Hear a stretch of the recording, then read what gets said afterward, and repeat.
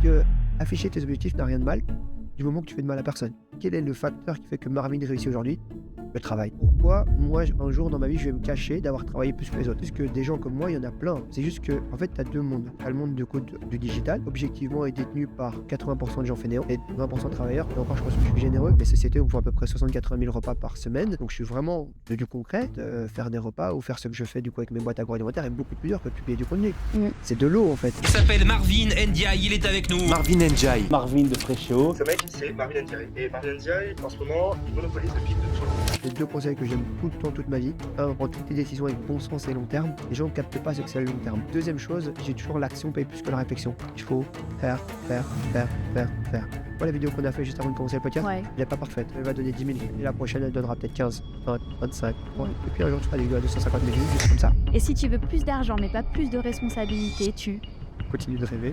Ça existe pas. Aujourd'hui dans Unchained, on reçoit Marvin Ndiaye, le compte business le plus suivi de la francophonie. Il va nous partager ce qu'il n'a jamais partagé ailleurs. On va aborder ensemble ses débuts avec Fréchéo, mais aussi son ascension jusqu'à la création du club Ultra. On va parler de la résilience, de la discipline, de l'importance du réseau et encore de la vie de famille. Je pensais jamais que j'étais aussi bon, entre guillemets. Je pensais jamais que faire ce que je fais aujourd'hui, qui est difficile pour des gens, est aussi facile pour moi. Il y a des choix qui sont très importants, mais que les gens sous-estiment. Hormozy a fait le choix de ne pas avoir d'enfant, pas tout de suite en tout cas, et de se focus vraiment 100% sur ses objectifs. Je changerais ma vie pour rien au monde. Mais si j'avais pas mon fils, je travaillerais beaucoup plus. Et avec ma femme, on serait encore beaucoup plus productif. Un homme, son job, c'est simplement de mettre en sécurité sa moitié. Selon toi, on est ou on devient entrepreneur?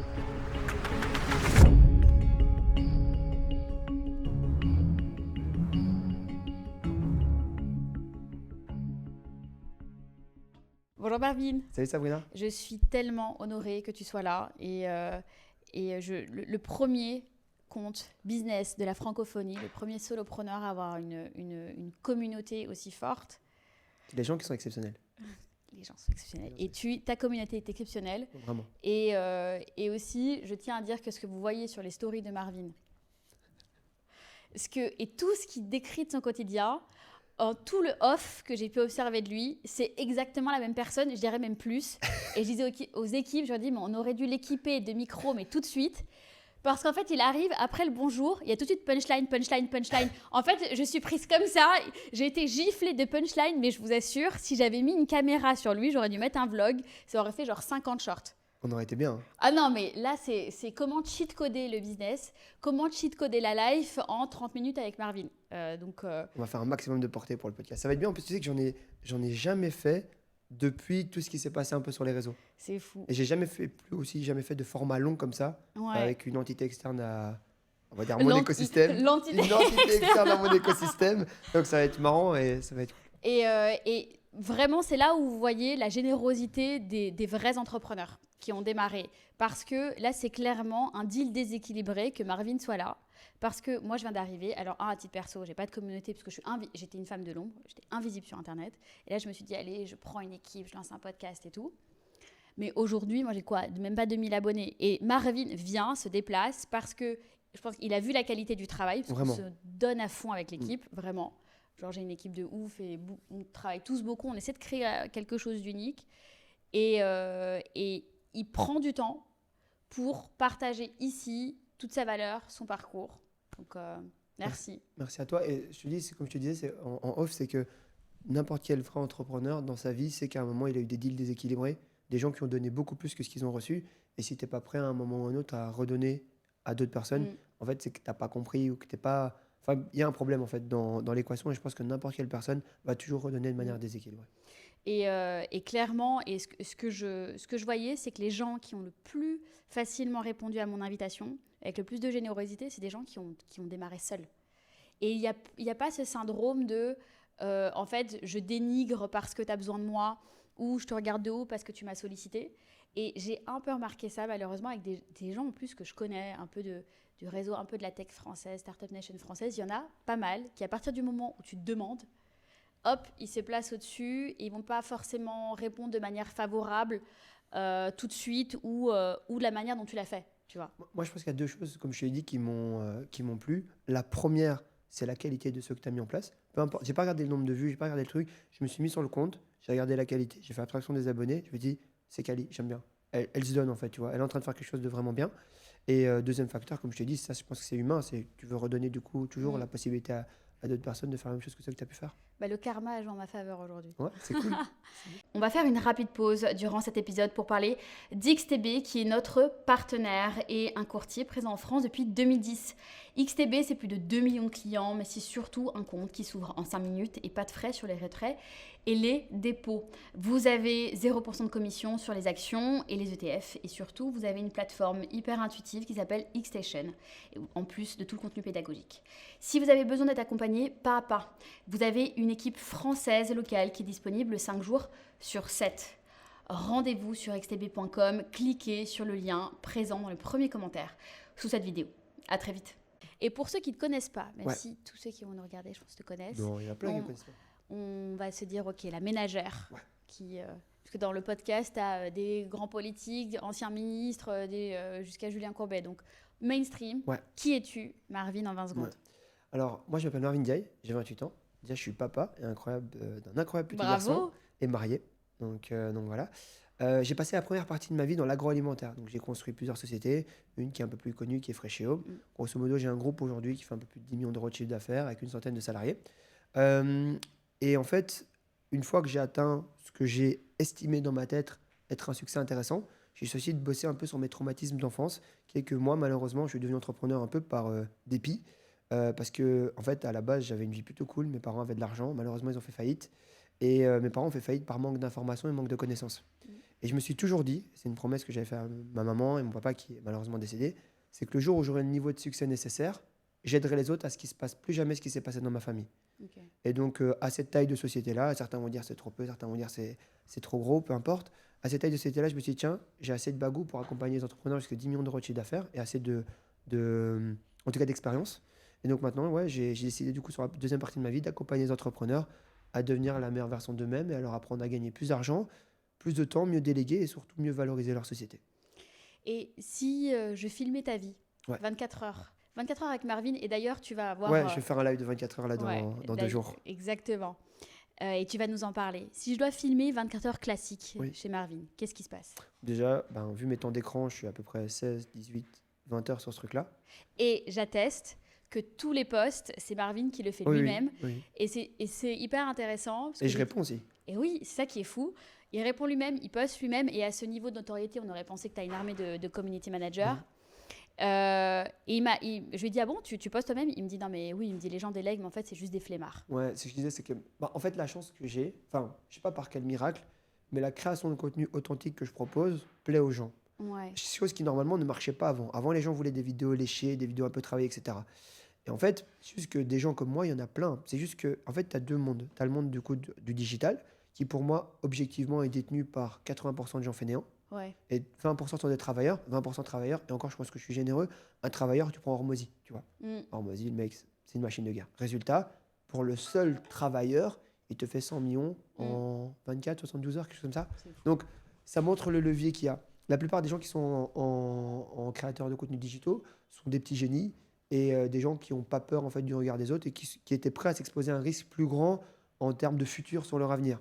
Mais si tu regardes vraiment en fait les gens qui bossent, parce que moi je viens du monde normal, donc mes sociétés me font à peu près 60-80 000 repas par semaine, donc je suis vraiment dans du concret. En fait, faire des repas ou faire ce que je fais du coup avec mes boîtes agroalimentaires est beaucoup plus dur que publier du contenu.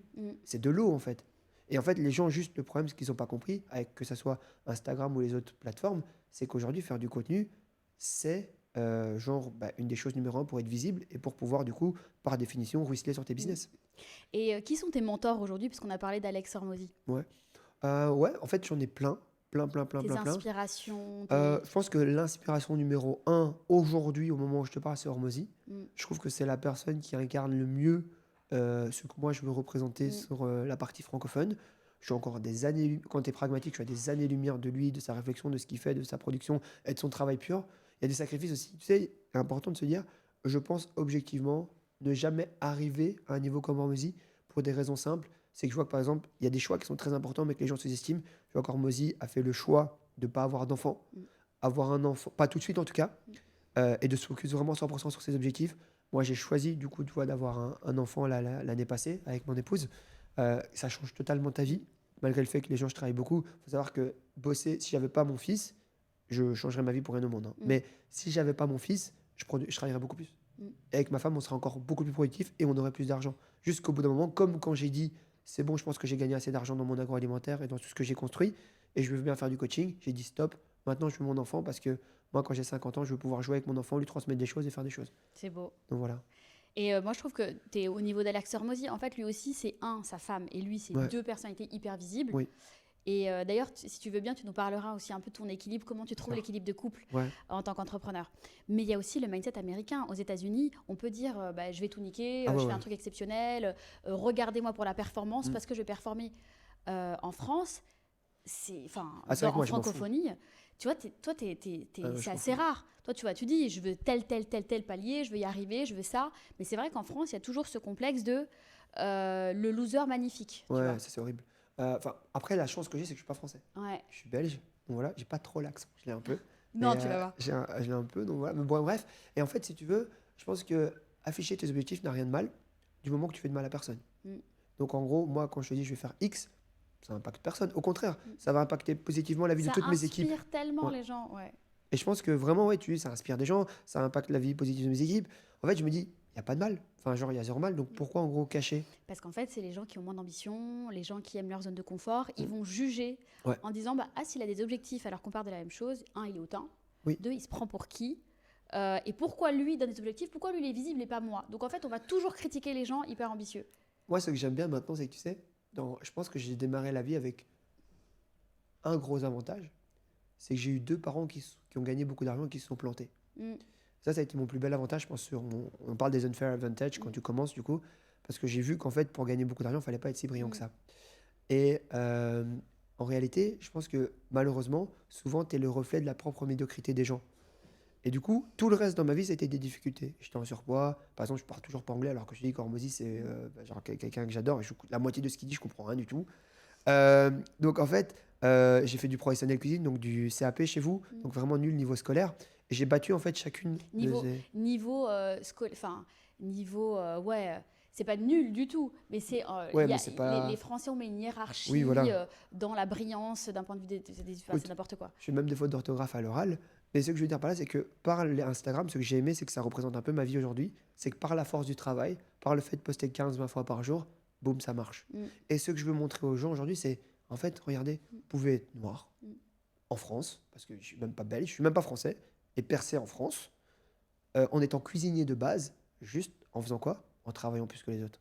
Et en ayant travaillé dans la vie d'avant plus que les autres. Donc, quel est le facteur qui fait que Marvin réussit aujourd'hui? Le travail. Pourquoi, moi, un jour dans ma vie, je vais me cacher d'avoir travaillé plus que les autres? Et pourquoi, en gros, je ne vais pas montrer aux jeunes qui se disent, sûrement pour des problèmes de racisme, qui existent, et je dis que ça existe. J'ai fait un article dans un des plus gros médias business en Belgique en disant que si j'avais eu un CEO blanc, j'aurais eu beaucoup plus d'argent dans mes boîtes, et c'est une vérité. Mais c'est pas ça qui va faire que si tu es fan de bagnole, tu peux pas avoir ta Lamborghini. C'est pas ça que si tu es fan de maison, tu peux avoir ta maison, etc. En fait, c'est juste le travail battra toujours tout. Et c'est beau ce que tu dis, que si tu avais eu un CEO blanc, tu aurais eu beaucoup plus d'argent, ou ça aurait été beaucoup plus facile. Mais en fait, ce qu'on retrouve chez les entrepreneurs racisés typés, c'est qu'en fait, il y a toujours eu un plafond de verre, et c'est vrai. Mais ça t'oblige à avoir une gymnastique intellectuelle, c'est solution de contournement. Ouais. Soit tu travailles plus, soit tu es plus déterminé, soit tu es plus créatif, soit tu as une dalle 2 fois plus forte. Donc finalement, tu es gagnant, parce que la solution de facilité, tu la vois, tu peux pas la voir, tu constates l'injustice. Est-ce que ça devient un moteur? Est-ce que ça devient bloquant?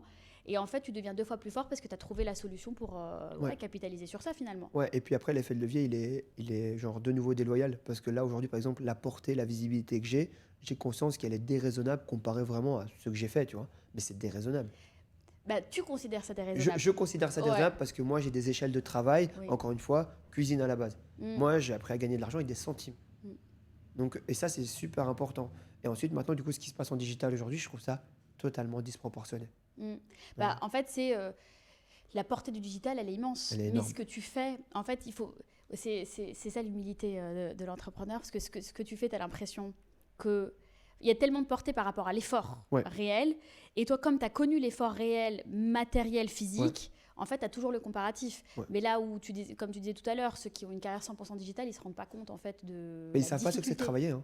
Ouais. Quand tu vois, en fait, ils ne savent pas ce que c'est vraiment de travailler. En fait, il y a quasiment personne qui incarne une figure digitale qui sait ce que c'est vraiment de travailler. En francophonie, qui a bossé un peu plus que les autres et qui a un peu plus de succès, c'est Yomi, tu vois.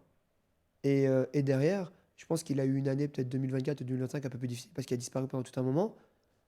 Mais dans le monde réel, quand tu es entrepreneur et que tu as ce niveau de succès-là, tu disparais pas pendant un an. Et ce que je veux dire par là, c'est que on peut même se permettre, tu vois, d'avoir des luxes, quoi, de disparaître pendant un an et d'être au top.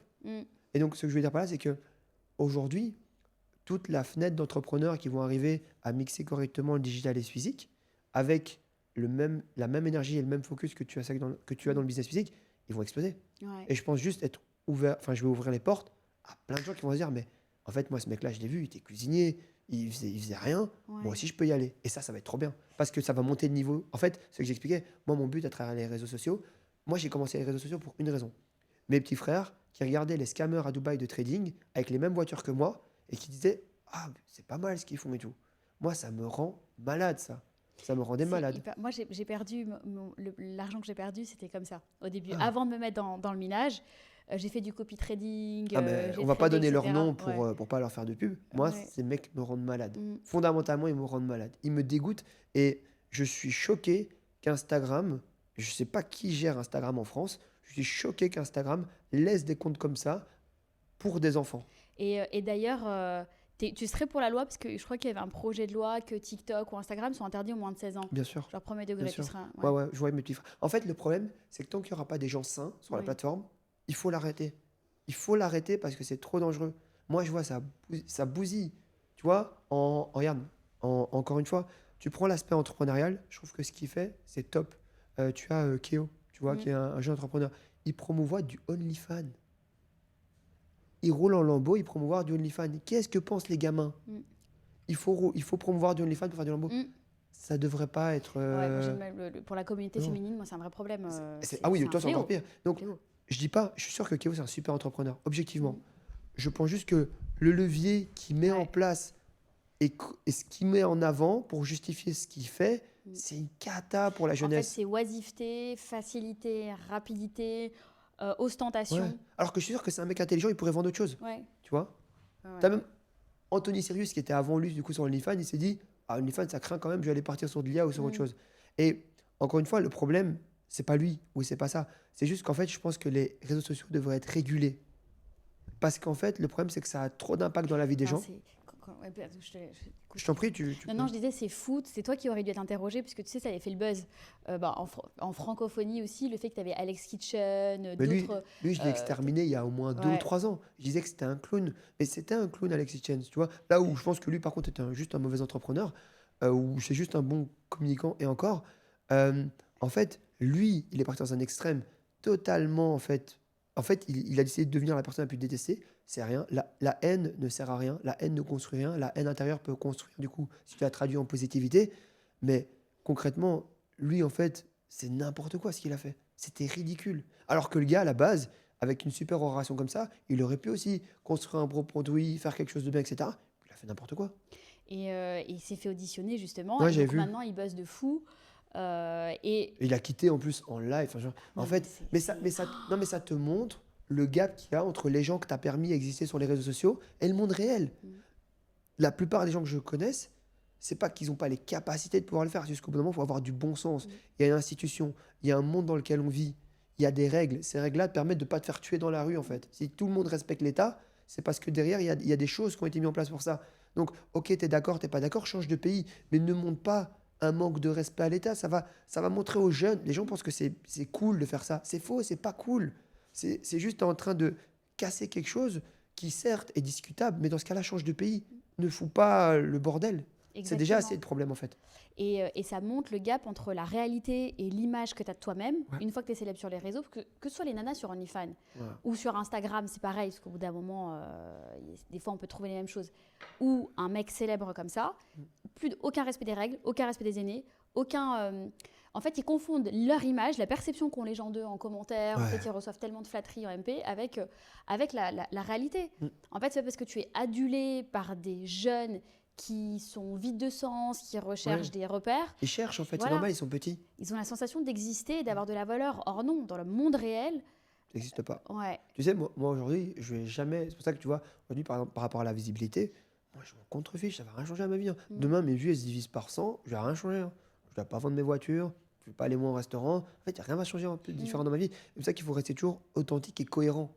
Et ça, c'est un truc que les gens ne comprennent pas. Dès que les réseaux sociaux commencent à fonctionner, ils changent.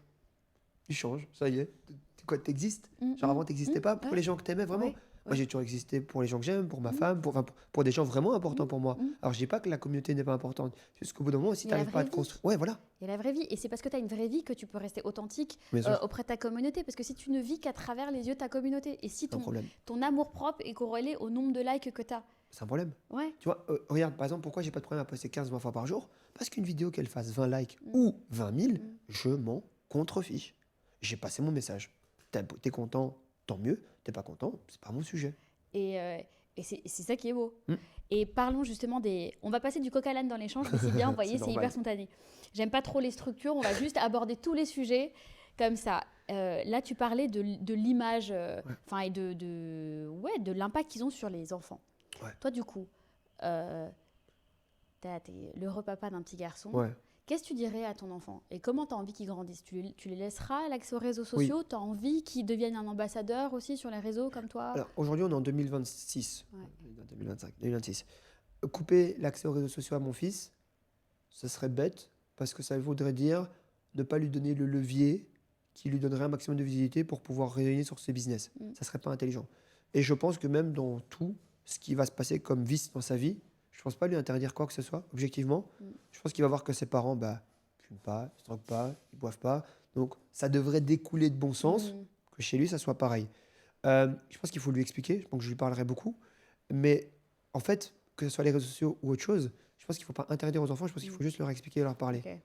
Mes parents ont fait l'erreur entre guillemets, d'interdire des choses, qu'au final, de toute façon, je faisais quand même, parce qu'on le fait tous quand même. Tu ne peux pas interdire à un humain de faire quoi que ce soit. Et je pense que c'est le seul apprentissage que je donnerai à mon fils en plus, c'est de leur parler. Mais je pense pas qu'il faut leur interdire. Ouais, moi je suis exactement de cet avis. Parce que quand on t'interdit tout, en plus je viens d'une éducation hyper traditionnelle, plus t'interdis, plus tu veux faire en fait. Tu sais, il y a ce truc, cette adrénaline. Alors que quand tu es dans la communication, je pense que ton enfant déjà, il sera naturellement beaucoup moins enclin à tomber dans les extrêmes, à faire ce que tu ne voudrais pas qu'il fasse en fait. Ouais, et puis même s'il veut essayer ou s'il veut faire des trucs, je préfère qu'il fasse avec moi, que je sache, tu vois. C'est vraiment ça, ou ça te bouffe à ce moment-là, fais-le avec moi, tu vois. Comme ça, moi, je peux t'aider. Et donc voilà, parce que moi, je me rappelle, ma mère, elle a 5 garçons. Donc on est 5 garçons. Donc en gros, exceptionnel. C'est du taf. Et à un moment, moi, je crois que j'étais le plus âgé, j'ai avoir 15-16 ans. Elle dit, voilà, maintenant, vous allez commencer à avoir des rapports. Boum, elle est arrivée. Elle a mis un truc de préservatif. Elle a dit voilà, ce sera comme ça, comme ça, comme ça, comme ça. Elle aurait pu faire la personne qui nie, tu vois. Ah oui, parce qu'en plus, dans plein de cultures, ça n'existe pas. J'ai de la chance, c'est que ma mère, elle a été adoptée par des Belges. Mon père est du coup, lui, sénégalais. Donc lui, il aurait nié à 100%. Ma mère a dit voilà les risques auxquels vous vous exposez. Voilà comment ça va se passer, etc., etc., etc. Boum, sujet terminé, sujet clos. Il y avait un endroit dans la maison où on pouvait se servir, si on voulait, tu vois. Et voilà, au moins sujet clos pour tous les garçons. Et en fait, pour moi, c'est la communication. Et c'est là que ma mère a gagné beaucoup de points, en tout cas en proximité avec nous, parce qu'elle communiquait avec nous. Après, il y a un très, très jeune... Enfin, j'ai pas beaucoup d'écart entre ma mère et moi. Ma mère, elle m'a eu à 18 ans ou 19 ans, donc en gros, ça a créé beaucoup de proximité. Ouais, donc tu penses qu'être parent jeune, justement, ça, c'est un avantage? Trop bien, trop bien, trop bien. C'est trop bien. Moi, je vois, quand j'avais 16-17 ans, parler avec ma mère, c'était trop bien. En fait, c'était ta grande sœur, quoi. Ouais, vraiment. Il n'y a pas ce gap. Et en plus, je crois, dans certaines cultures, notamment la culture occidentale, européenne, on incite, les parents abordent beaucoup plus facilement certains sujets que dans les cultures orientales, asiatiques, où c'est dans le déni total, ça n'existe pas. Je pense que plus les générations vont arriver, moins il y aura ce problème-là. Je pense que notre génération ne va pas faire cette erreur avec les enfants, parce qu'on a vu les répercussions que ça pouvait avoir. Je pense qu'il faut garder des choses fortes, tu vois. Par exemple, moi, j'ai pas de problème à mettre une fessée à mon fils. Je m'en fous royalement, tu vois. Je suis pas à éducation positive ou je sais pas quoi, je suis très dur. On est très fermé avec ma femme. Ouais, voilà, je sais pas, tu sais que c'est toutes ces conneries. Mais en tout cas, je pense que la communication, mais des fois, il faut de la rigidité. Et je trouve ça très dur. Ma mère, elle m'expliquait quand j'étais plus jeune, elle me disait, mais tu sais, moi, quand je te frappais ou quoi, des fois, on pleurait après. Elle me dit, c'est dur. Et aujourd'hui, quand je vois comme c'est dur, pas de frapper, parce que frapper, c'est vraiment dur, mais on va dire de montrer à ton enfant que ce qu'il fait, c'est mal, c'est pas facile. C'est plus facile de le laisser faire, en fait. C'est la fermeté. Et aujourd'hui, je trouve que même à l'école ou le discours ambiant, c'est inciter les parents à ne pas être fermes, à être dans même parfois dans une espèce de douceur extrême, une compréhension de de mauvaise attitude pour moi qui n'est pas du tout vertueuse. Mm. En fait, le parent n'est plus parentifié. Le parent doit être le meilleur pote de l'enfant. Ouais. L'enfant, il est en tempête émotionnelle, il casse tout. Ah, mais c'est pas grave, on va comprendre. Non, il y a une discipline, il y a des Non, moi, règles. moi, avec ma femme, mon fils, on le choque. Hein. Ouais. Ah ouais, parce que vraiment, faut pas déconner en fait. Il faut une discipline, Ouais. en fait. Et puis même, en fait, moi je le vois, je suis pas du tout aussi extrême que mes parents, et à mon avis encore moins que mes grands-parents de ce que mon père m'a raconté. Mais il faut un juste milieu, Ouais, bien un sûr. peu de... Ouais, il faut qu'il respecte. Ouais, voilà. Et c'est comme tous les mammifères. À un moment, quand le bébé, je sais pas, vous pouvez prendre n'importe quel Ouais, animal, il et bah, il et reçoit ouais, une et puis petite un petit coup de patte, Mais tu vois, oui, et il petit faut le coup de patte redresser, juste quoi. pour qu'il file droit. Je suis d'accord. Parce que si tu n'as pas l'autorité, c'est comme à l'armée, il y a une autorité et la légitimité déjà, elle arrive de tes parents. Mhm. Donc tu dois guider ton enfant. Et en fait, le truc qu'on voit aujourd'hui, c'est que les parents, ils ont été hyper laxistes. Donc en fait, ils ne respectent pas les parents, ils ne respectent pas les grands frères, ils ne respectent pas les professeurs, ils ne respectent pas la police, ils ne respectent personne, ils ne respectent pas l'État. C'est ça ça fait une génération un peu du père. Je suis d'accord. Et ouais, en plus après, ouais, le fait de pas avoir de direction, c'est encore pire. Hein. Ouais. Et parlons, là, on a parlé de l'accès à les réseaux sociaux, mais est-ce que parce que j'en parle beaucoup avec ces entrepreneurs, l'héritage. La question de l'héritage, qu'est-ce que tu vas laisser à ton enfant? Je suis trop jeune en fait aujourd'hui pour te dire la vraie histoire. Au moment où je te parle, même avec mon fils, on est toujours sur rien avec ma femme. Ok. On est toujours sur zéro. Parce que je pense que c'est pas un cadeau. Je pense qu'au final, en vrai de vrai, tu sais, j'en parlais hier ou avant-hier avec ma femme. Non, on était quand dans l'avion, ouais, il y a 3 jours. On était dans l'avion, en train de retour, et j'ai dit, tu sais, je regarde un truc. C'est qu'aujourd'hui, c'est déjà fini pour nous. Genre, en gros, quand je dis c'est fini, c'est que moi, il n'y a quasiment plus rien déjà que je peux plus acheter, faire, ou voir, ou vivre. Et je dis, on savoure autant aujourd'hui avec ma femme parce qu'à la base, on a démarré vraiment de rien. Mm. Moi, j'avais déjà commencé quand elle était là, mais je n'étais pas déjà comme j'étais maintenant. Et en fait, le vrai luxe de démarrer pauvre, de pouvoir aller escalader étape par étape et d'y arriver, bah, je trouve que c'est un cadeau qu'on pourrait faire à notre enfant, en sachant que lui va être favorisé par un environnement beaucoup plus... Parce que moi, je ne vais pas m'arrêter de vivre pour mon enfant, je ne vais pas commencer à me cacher, etc. Je suis riche, tu sais que je suis riche, fin du sujet. Tu n'es pas riche, toi, ta mère et moi, on est riches. D'ailleurs, on rigolait parce que là, on va commencer... Tu sais, en dessous de 2 ans, tu ne payes pas la case business pour le gosse. Oui. Et je dis, à partir de 2 ans, avec sa nounou, il va voyager en éco. Parce que du coup, ma femme me dit, moi, je ne peux pas profiter. Je dis, ouais, c'est pas normal, tu as raison. Tu vois, parce que moi, je dors dans l'avion. Mais en gros, ce que je veux dire par là, c'est que je pense qu'il faut juste segmenter entre j'ai de l'argent et tu n'as pas d'argent. Ok. Et que de toute manière, il sera favorisé. De toute manière, sa vie sera plus facile. Donc, au bout d'un moment, si ça décide d'être un humain faible, c'est pas mon problème. Ça sera le sien. Et j'adore ton discours parce que Est-ce que, selon toi, bon, moi j'ai déjà mon opinion et je pense que vous l'avez compris, un enfant qui naît dans des conditions favorisées, parce qu'il aura moins la dalle, c'est sûr. Le discours de oui, il a la même combativité, c'est faux. Il aura jamais la même dalle. Donc, structurellement, il sera un peu plus faible. Du coup, toi, tu vas essayer de compenser ça en disant, écoute, dans ta tête, il faut que tu restes pauvre parce que c'est ma richesse et c'est pas ta richesse. Ça c'est sûr déjà, mais c'est vrai. Hein. Enfin, genre, vraiment, il va le ressentir vraiment. Parce que tu sais, moi, je fais pas de la psychologie inversée. Et en gros, aussi, je pense que ma femme, son but, c'est quand même que notre enfant devienne meilleur que moi. Ouais. Et moi, mon but, c'est de rappeler à mon fils qu'il sera, avant qu'il soit meilleur que moi, il faut qu'il y aille, quoi. Donc, en gros, c'est un challenge. Et s'il n'est pas prêt à prendre la compétition avec son père, c'est pas grave, on fera l'enfant suivant, il sera peut-être meilleur. Mais en gros, moi, j'ai besoin de quelqu'un qui va prendre le relais de toute ma famille. Et j'ai besoin de quelqu'un qui soit fort. Si c'est pas mon premier fils, ce sera peut-être mon deuxième. Si c'est pas mon deuxième, ce sera peut-être mon troisième. Donc toi, tu veux que ça devienne un empire familial et que ta lignée poursuive ce que tu as fait. J'ai pas envie qu'il reprenne mes entreprises, j'ai envie qu'il reprenne mon énergie. Ok. Mes entreprises, je m'en fous. Ce qu'il va faire de sa vie, qu'il soit footballeur, qu'il soit musicien, qu'il soit, j'en sais rien, professeur. J'ai juste besoin de quelqu'un qui soit solide, cohérent dans ses propos, quelqu'un qui ait des vraies valeurs et qui a envie de prendre soin de la famille. Et tu vas... Ok, donc dans la manière d'être, dans les valeurs, mais tu veux pas forcément, tu vas pas l'inciter à ce qu'il soit entrepreneur. Non, je m'en fous. Okay. C'est son problème. Mais il saura que, en tout cas, si en 2000, je sais pas quand je vais mourir, en tout cas, il saura qu'au moment où je vis aujourd'hui, si tu veux prendre soin de ta famille, tu as besoin d'argent. Donc si tu veux pas être entrepreneur, fais ce que tu veux, mais tu as besoin de gagner de l'argent. Ok. C'est tout. Selon toi, on est ou on devient entrepreneur? Je pense qu'on est. Je pensais qu'on le devenait, mais je pense pas. Parce que plus le temps passe, c'est une réflexion que j'avais encore dans la voiture, je réfléchis beaucoup avec moi-même. Et en gros, je pense qu'on l'est. Okay. Je pense que c'est comme footballeur. Tu sais, tu as un talent de base et tu le perfectionnes. Je pensais jamais que j'étais aussi bon, entre guillemets. Okay. Je pensais jamais que faire ce que je fais aujourd'hui, qui est difficile pour des gens, est aussi facile pour moi. Ok. Alors, c'est quoi les qualités pour toi? Déjà, tu as beaucoup de choses qui sont différentes. La première qualité, moi je dis toujours 2 choses aux gens. C'est 2 conseils que je donne tout le temps, toute ma vie. Un, prends toutes tes décisions avec bon sens et long terme. Ok. Ça, c'est super important. Long terme. Long terme. C'est-à-dire vraiment, les gens ne captent pas ce que c'est le long terme. Et deuxième chose, j'ai toujours l'action paye plus que la réflexion. Il faut faire. Tu vois la vidéo qu'on a fait juste avant de commencer le podcast, Ouais. elle n'est pas parfaite. Ouais. Mais elle va donner 10 000 vues.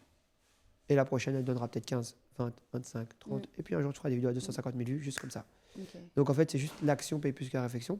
Après, je pense qu'il y a 2 qualités vraiment, vraiment importantes, en plus de ça, qui est le focus. Vraiment, la première partie de ma vie, c'était vraiment que l'agroalimentaire.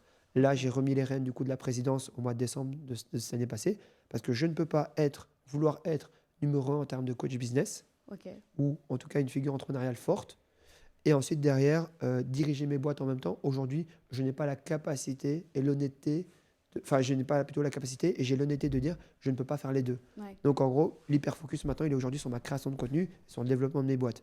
Mais par contre, derrière, beaucoup de gens n'arrivent pas à se focus, ils font beaucoup trop de choses en même temps. Et 4e point, si je pouvais rajouter un 4e point, c'est vraiment, vraiment pour moi, c'est la discipline. La discipline et la rigueur. Il n'y a pas de discipline dans cette génération. Il n'y en a pas. Personne ne veut travailler. Ah, donc enfin, quelqu'un qui est de ma génération, qui dit que la génération suivante, et même celle actuelle qui s'enrichit que grâce au réseau, Il n'y en a pas. il y a un sujet d'un point de vue de la Il discipline. y a un problème. D'accord. Ben, c'est pour ça qu'en fait, ils sont tous nuls, parce qu'il n'y a pas de discipline. J'ai dit, le peu de personnes qu'on a citées tout à l'heure, elles ont peut-être des lacunes par rapport à leur business, par contre, elles sont disciplinées. Et encore, ça, il y a moyen de faire mieux. Ouais, qu'est-ce que tu observes justement chez les gens que tu coaches? C'est quoi les 3 plus grosses failles? Déjà, tout le monde oublie de vendre tout le temps. Tout le monde oublie de vendre, parce que la vente, c'est super inconfortable, surtout en francophonie. C'est vrai. Dans notre culture, Super en fait, on problème. a l'impression qu'on se... moi, j'ai toujours fait du business, etc. Et quand j'incitais les gens à vendre, ils ont l'impression de se prostituer ou de s'écraser. Horrible, Il y a horrible. ce truc d'ego où si tu es en posture de vente, tu es dans la hiérarchie sociale, Ouais, tu ouais, sais, tu t'es le rétrogrades. bas. Ouais, T'es le ouais, bas. ouais. Moi, j'adore vendre, je trouve ça trop cool. Donc, je dirais vendre.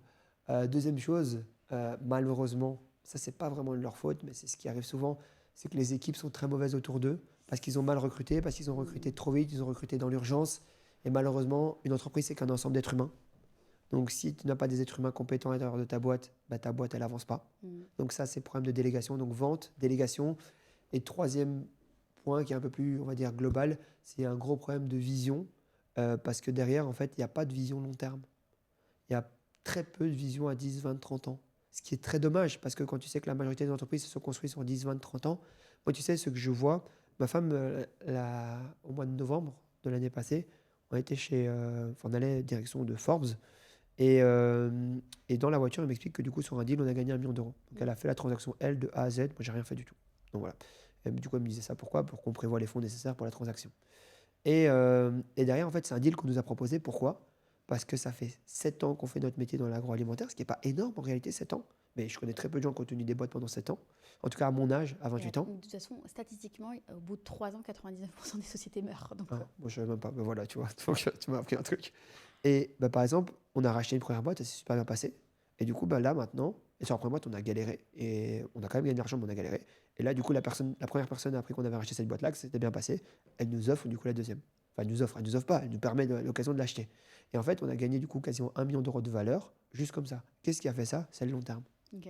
C'est le long terme, parce que ça fait longtemps. Et les gens savent, ils m'associeront toute leur vie, et je suis OK avec ça, que je suis un vendeur de nourriture. Et du coup, moi, en gros, tout ce qui fait de la production de repas en liaison froide et liaison chaude, je suis acheteur. C'est top. Mais est-ce qu'aujourd'hui, c'est encore possible? Parce que tu vois, toi, justement, tu disais le business physique. Ouais. Et tu as cet ADN-là. Et je pense que sur le business physique, on peut encore peut-être se projeter à 5-10 ans. Mais quand on est sur des business purement digitaux, où on sait que la notoriété, ça fait exploser, est-ce qu'on peut planifier comme Bien ça? sûr. Là, on a Ok. lancé le coaching. Le coaching, c'est une vision à 20 ou 30 ans. Ok. Et que le jour où les réseaux sociaux ne fonctionneront plus pour avoir de la visibilité, on s'adaptera à la plateforme qui donnera la visibilité nécessaire.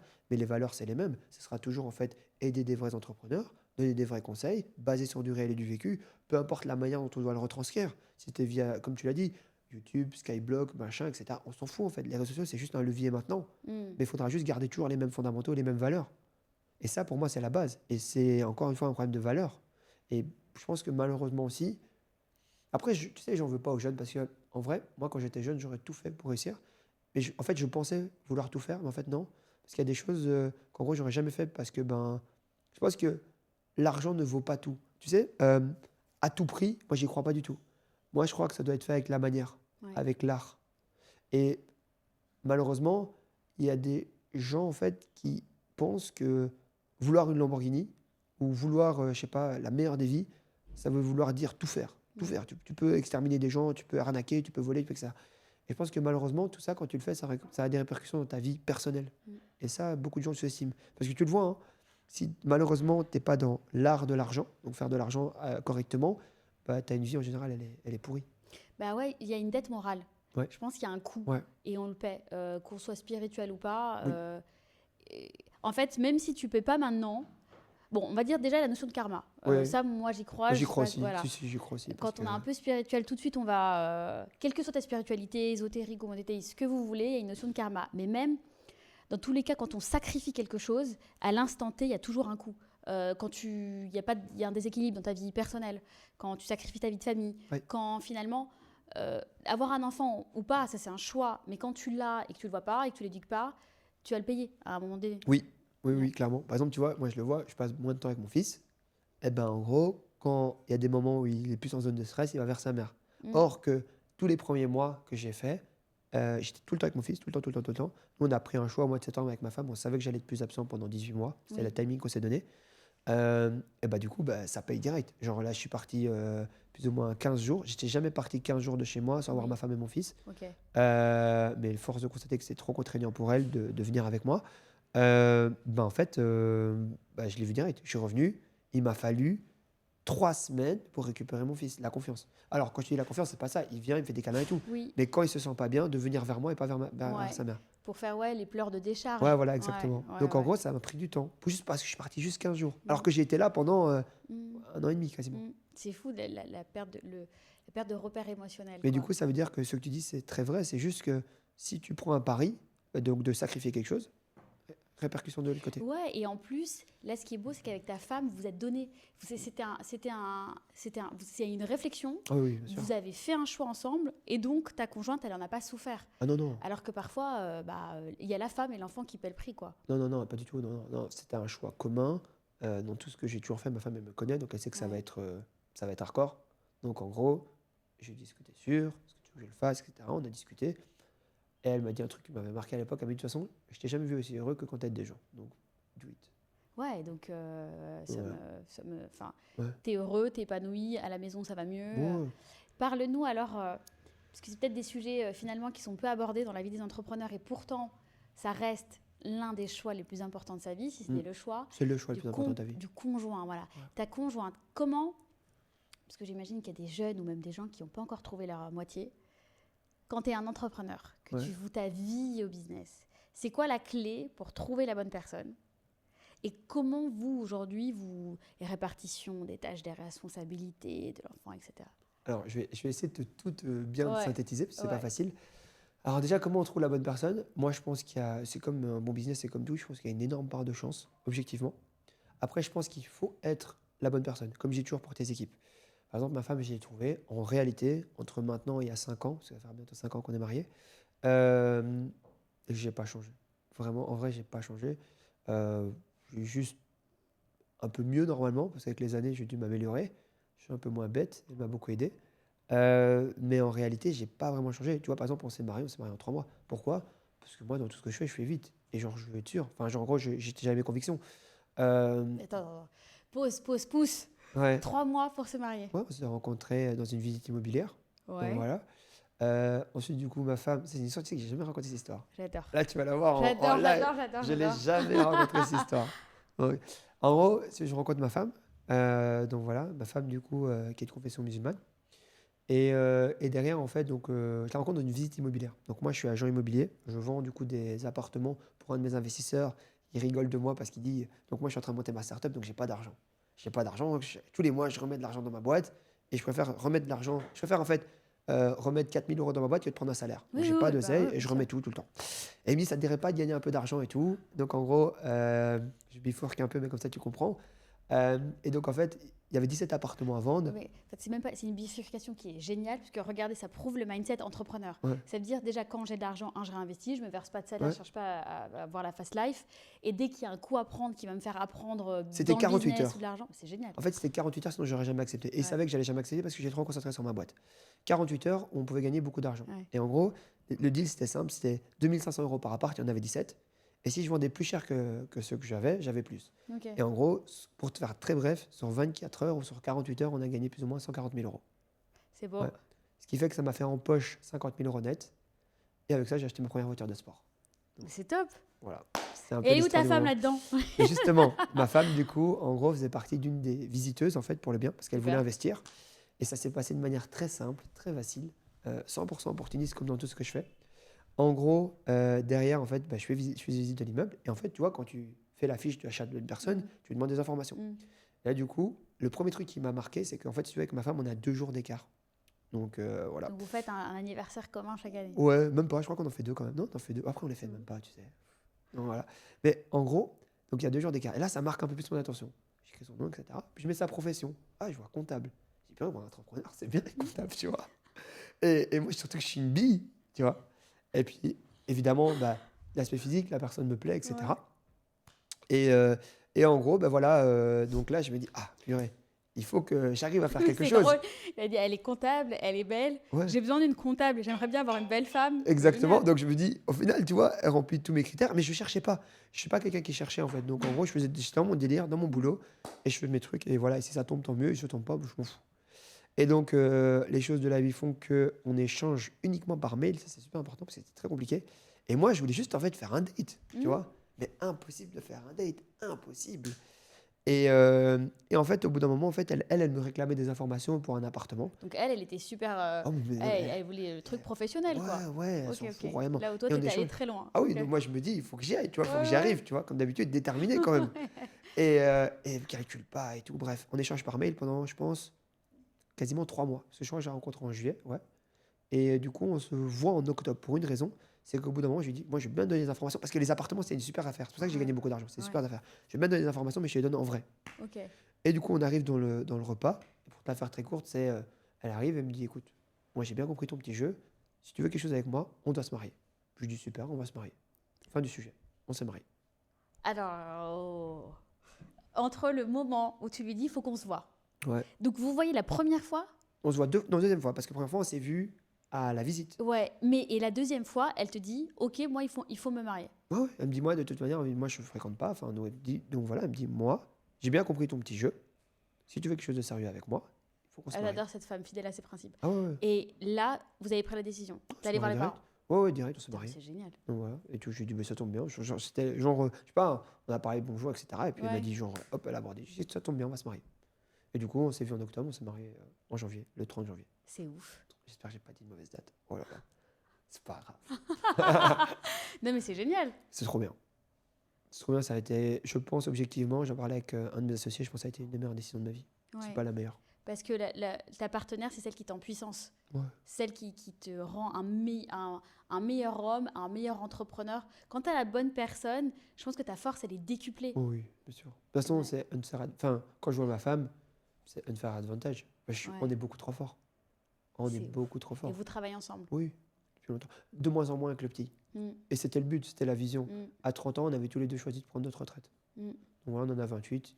Elle peut prendre un peu plus tôt que prévu. Elle continue à bosser, hein. Elle aime bien, hein. mm. Mais elle fait des trucs cool. Donc en gros, Ouais, mais elle le fait pas par nécessité. non. Il n'y a pas de contrainte, il n'y a pas Mais- cette charge-là. Après, la chance qu'on a eue, c'est que, pour être totalement transparent, au début, j'avais pas beaucoup d'argent, mais j'avais déjà une boîte quand on s'est rencontrés en 2021 qui faisait déjà, je pense, 1,5 million de chiffre d'affaires. Mm. Donc, elle a jamais dû bosser par nécessité. On n'était pas super confortable comme Mhm. maintenant, mais c'était pas une obligation. Ça n'a Mhm. jamais été alimentaire. J'ai toujours tout assumé depuis le début. Mm.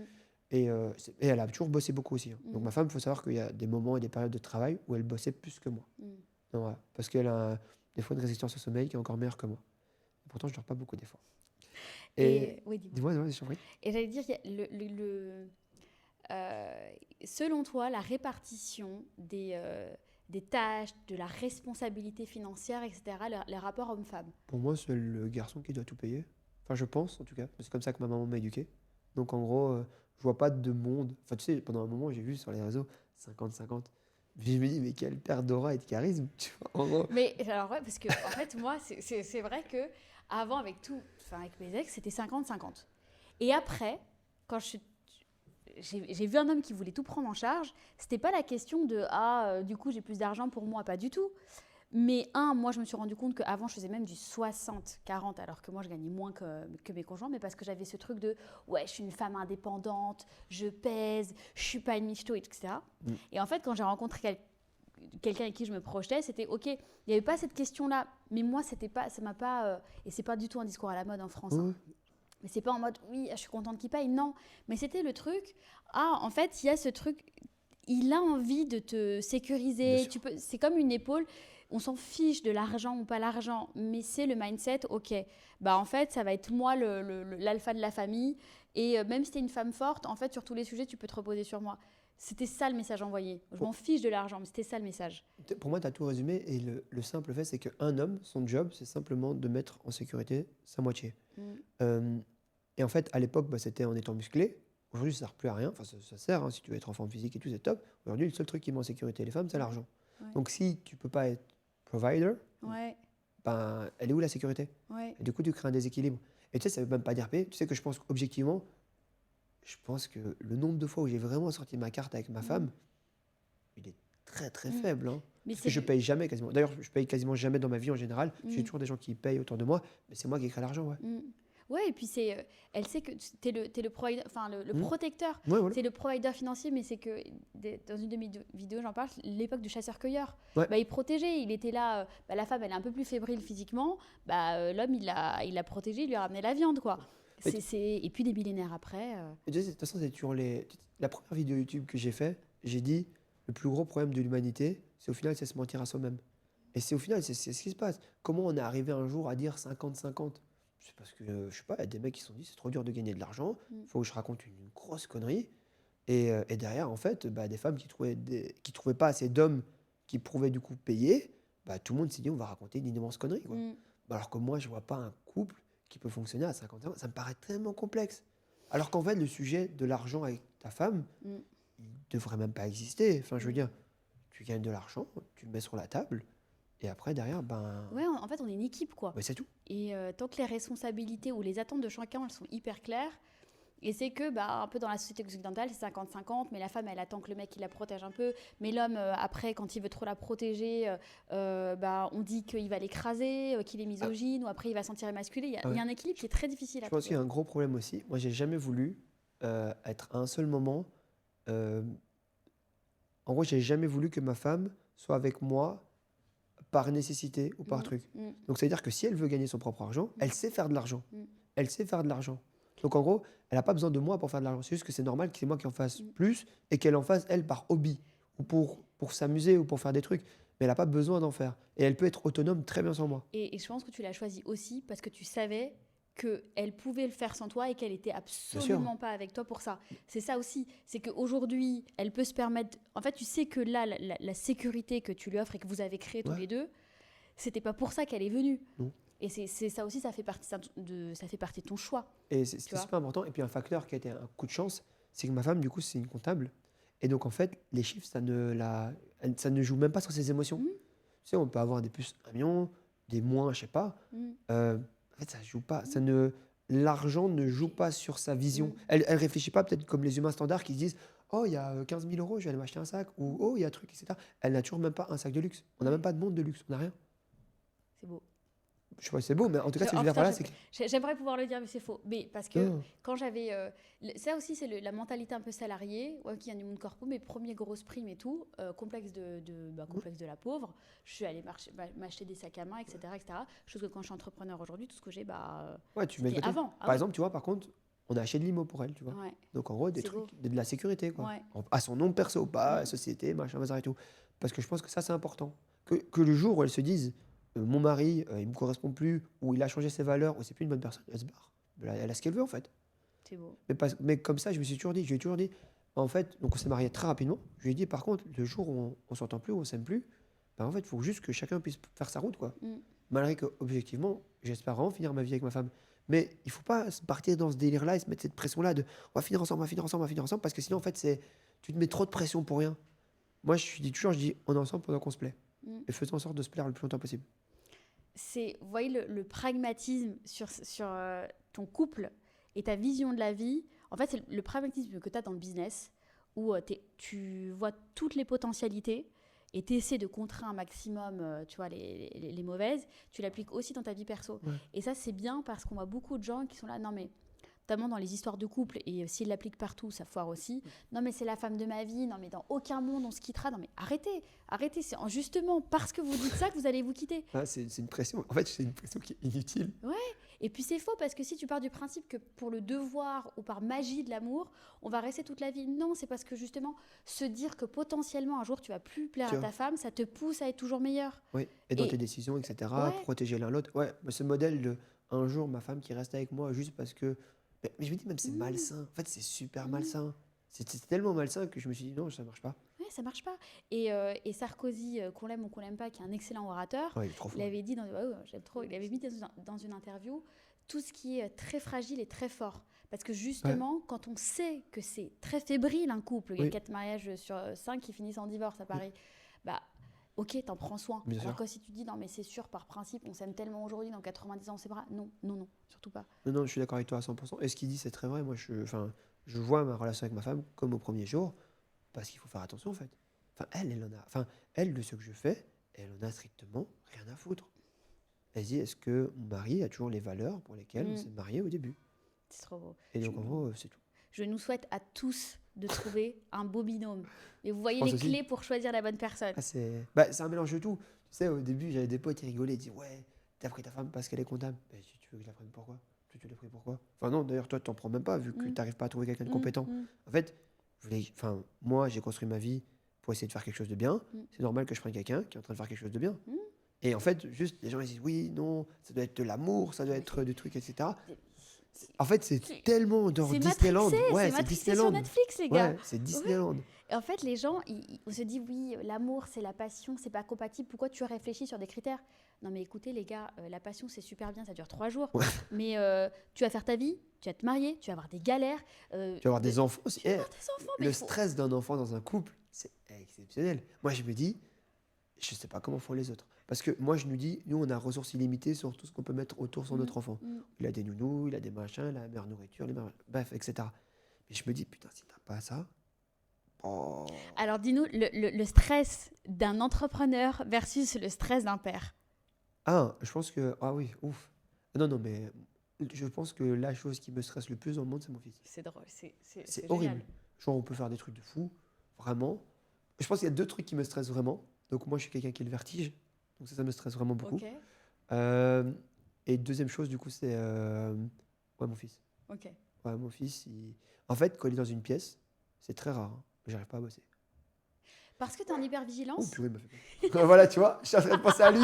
Tu vois, et ben voilà, tu vois, Non, j'ai mais pas parlé de lui. hyper intéressant. C'est l'hypervigilance. Ouais. Et vous savez que les parents, que quand un enfant naît, déjà le cerveau de la mère se modifie complètement. Ouais. Dès qu'elle accouche, il se modifie pour être en nul. C'est pour ça que les humains sont des mammifères hyper primitifs. La mère devient en hypervigilance et il y a des réflexes qui sont décuplés à partir du moment où elle met bas. Ça, c'est vrai. Et les 2 parents, pendant 3 ans, il y a plein de syndromes, libido diminué, hypervigilance aussi, mais c'est hyper attention et hypervigilance pour être sûr que durant 3 ans au moins, pour les mammifères que nous étions, eh bien, on puisse bien prendre soin de l'enfant, quoi. Non, mon fils, t'as vu de toute façon, en fait, dès qu'il est là, en fait, je suis en vigilance, en stress. Et je suis pas quelqu'un qui... Bah, de toute façon, quand tu fais ce que je fais dans la vie, t'es pas quelqu'un qui a vraiment peur, tu vois. Je peux pas peur de grand-chose. Mais c'est vrai que mon enfant... c'est... Et est-ce que tu penses que... Est-ce que tu veux d'autres enfants? Bien sûr. Et si c'était une fille, ça serait peut-être... Parce que je me dis peut-être que la fille a encore plus de crainte sur le long terme. Je sais pas. Je pense que je me sentirais... Je vais avoir une éducation très dure avec mon fils, Ouais. où j'ai pas prévu, en fait, d'être papa poule, etc. Je pense juste que c'est mon rôle de prendre soin de lui, jusqu'à ce qu'il puisse lui-même prendre soin de lui et prendre soin de nous par la suite. Ouais. Mais derrière, en fait, si j'avais une fille, ce serait différent. Ma fille, par contre, je serais all-in. Pour moi, ma fille serait une princesse. Et les hommes, c'est toujours ça, c'est la petite princesse. Ouais. Alors que moi, je sais que je serais plus dure avec ma fille parce que je veux tellement prendre soin d'elle. Je veux tellement pas qu'elle. La vie est. Bon, je pense que la vie est difficile pour les deux, mais pour une fille, C'est Non. très facile de tomber dans la faiblesse ou d'être trop couvé. Et puis le monde est... Moi, ma fille, vraiment, si j'ai la chance d'avoir une fille, c'est all-in. Genre, je réfléchis jamais. Attendu. Par contre, mon fils, vraiment, tu sais que là, mon fils, il va avoir bientôt 2 ans. Ouais, faut que je dise de conneries encore. Je vais jamais acheter un cadeau. Jamais, pas un t-shirt, rien. Je n'en vois pas l'utilité. Il est pieds nus. Non, sa mère lui achète plein de Non, trucs. Sa mère lui Ouais. achète plein de trucs et les gens autour de nous achètent plein de trucs. Mais en fait, il me dit, il n'y a pas d'intérêt. Genre, pourquoi? Ok. Il n'a pas de besoin. Il n'a pas de besoin. Il est là dans une maison bien. Sa vie va bien. Il voyage, je ne sais même pas combien de pays il a fait depuis qu'il est né. Ouais. En fait, je me dis, ce mec a zéro besoin. Et donc, en gros, à part être un bon fils, pour le moment, il n'a rien d'autre besoin de faire. Ok. Et je réfléchis beaucoup à mon enfant. Et je me dis, ça n'empêche, comme tu l'as vu, je suis en hyper vigilance quand il est avec moi. Je Ouais. prends soin de lui. Mais juste, je ne vais jamais lui donner des trucs qui servent à rien. Non, mais c'est hyper intéressant parce que tu pars du principe qu'il a tout, du coup, Ouais. voilà, En tu fait, rééquilibres. À partir du moment où, pour moi, tu as 2 parents sains et tu ne dois pas soucier de quoi tu dois manger, Complètement. à part te concentrer sur ta vie, bon, pas vraiment ce que tu as comme problème. S'il nous invente des problèmes, je vais le tuer. Donc, en gros, parce que je vois pas le sujet. Et justement, parlons de ça, vu que toi, tu veux rééquilibrer le fait qu'il aura une vie dorée et donc tu veux pas trop lui donner, parce que la vie est déjà généreuse. Est-ce que si toi, parlons de l'histoire, de la racine de ton histoire, Ouais. il y a eu t'as vécu de manière riche avec ta famille, il y a eu un appauvrissement. Ouais. Raconte-nous qu'est-ce qui a été le déclencheur de « Ok, je vais être ce Marvin-là Bah, pour faire très simple, en réalité, je pense que comme tu dis, tu le nais. Donc, je pense que ça, c'est quelque chose qui est incarné. Mais quelque chose que j'ai jamais dû montrer parce que mon père prenait tout. ». Et ça veut dire qu'avant tes 15 ans, c'était quoi tes rêves? Mes rêves, c'était de travailler avec mes parents. Ok. J'avais pas de. Il y avait du business, quoi. Il y Ouais, avait j'avais sûrement envie de voitures de sport, de machin. Ok. Je me dis, oh, j'ai pas envie de créer des trucs pour faire quoi? Ok. Mes parents sont riches. Ok, Pourquoi je vais créer quelque chose?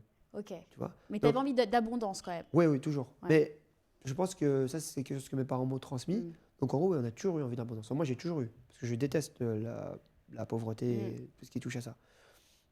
Donc, en gros, mais ça s'est passé un peu plus tôt que ça. C'est-à-dire que mes parents ont eu de l'argent peut-être de mes. Donc, 2004 à 2009, quelque chose comme ça, en sachant que je suis né en 97, il faudrait faire les calculs.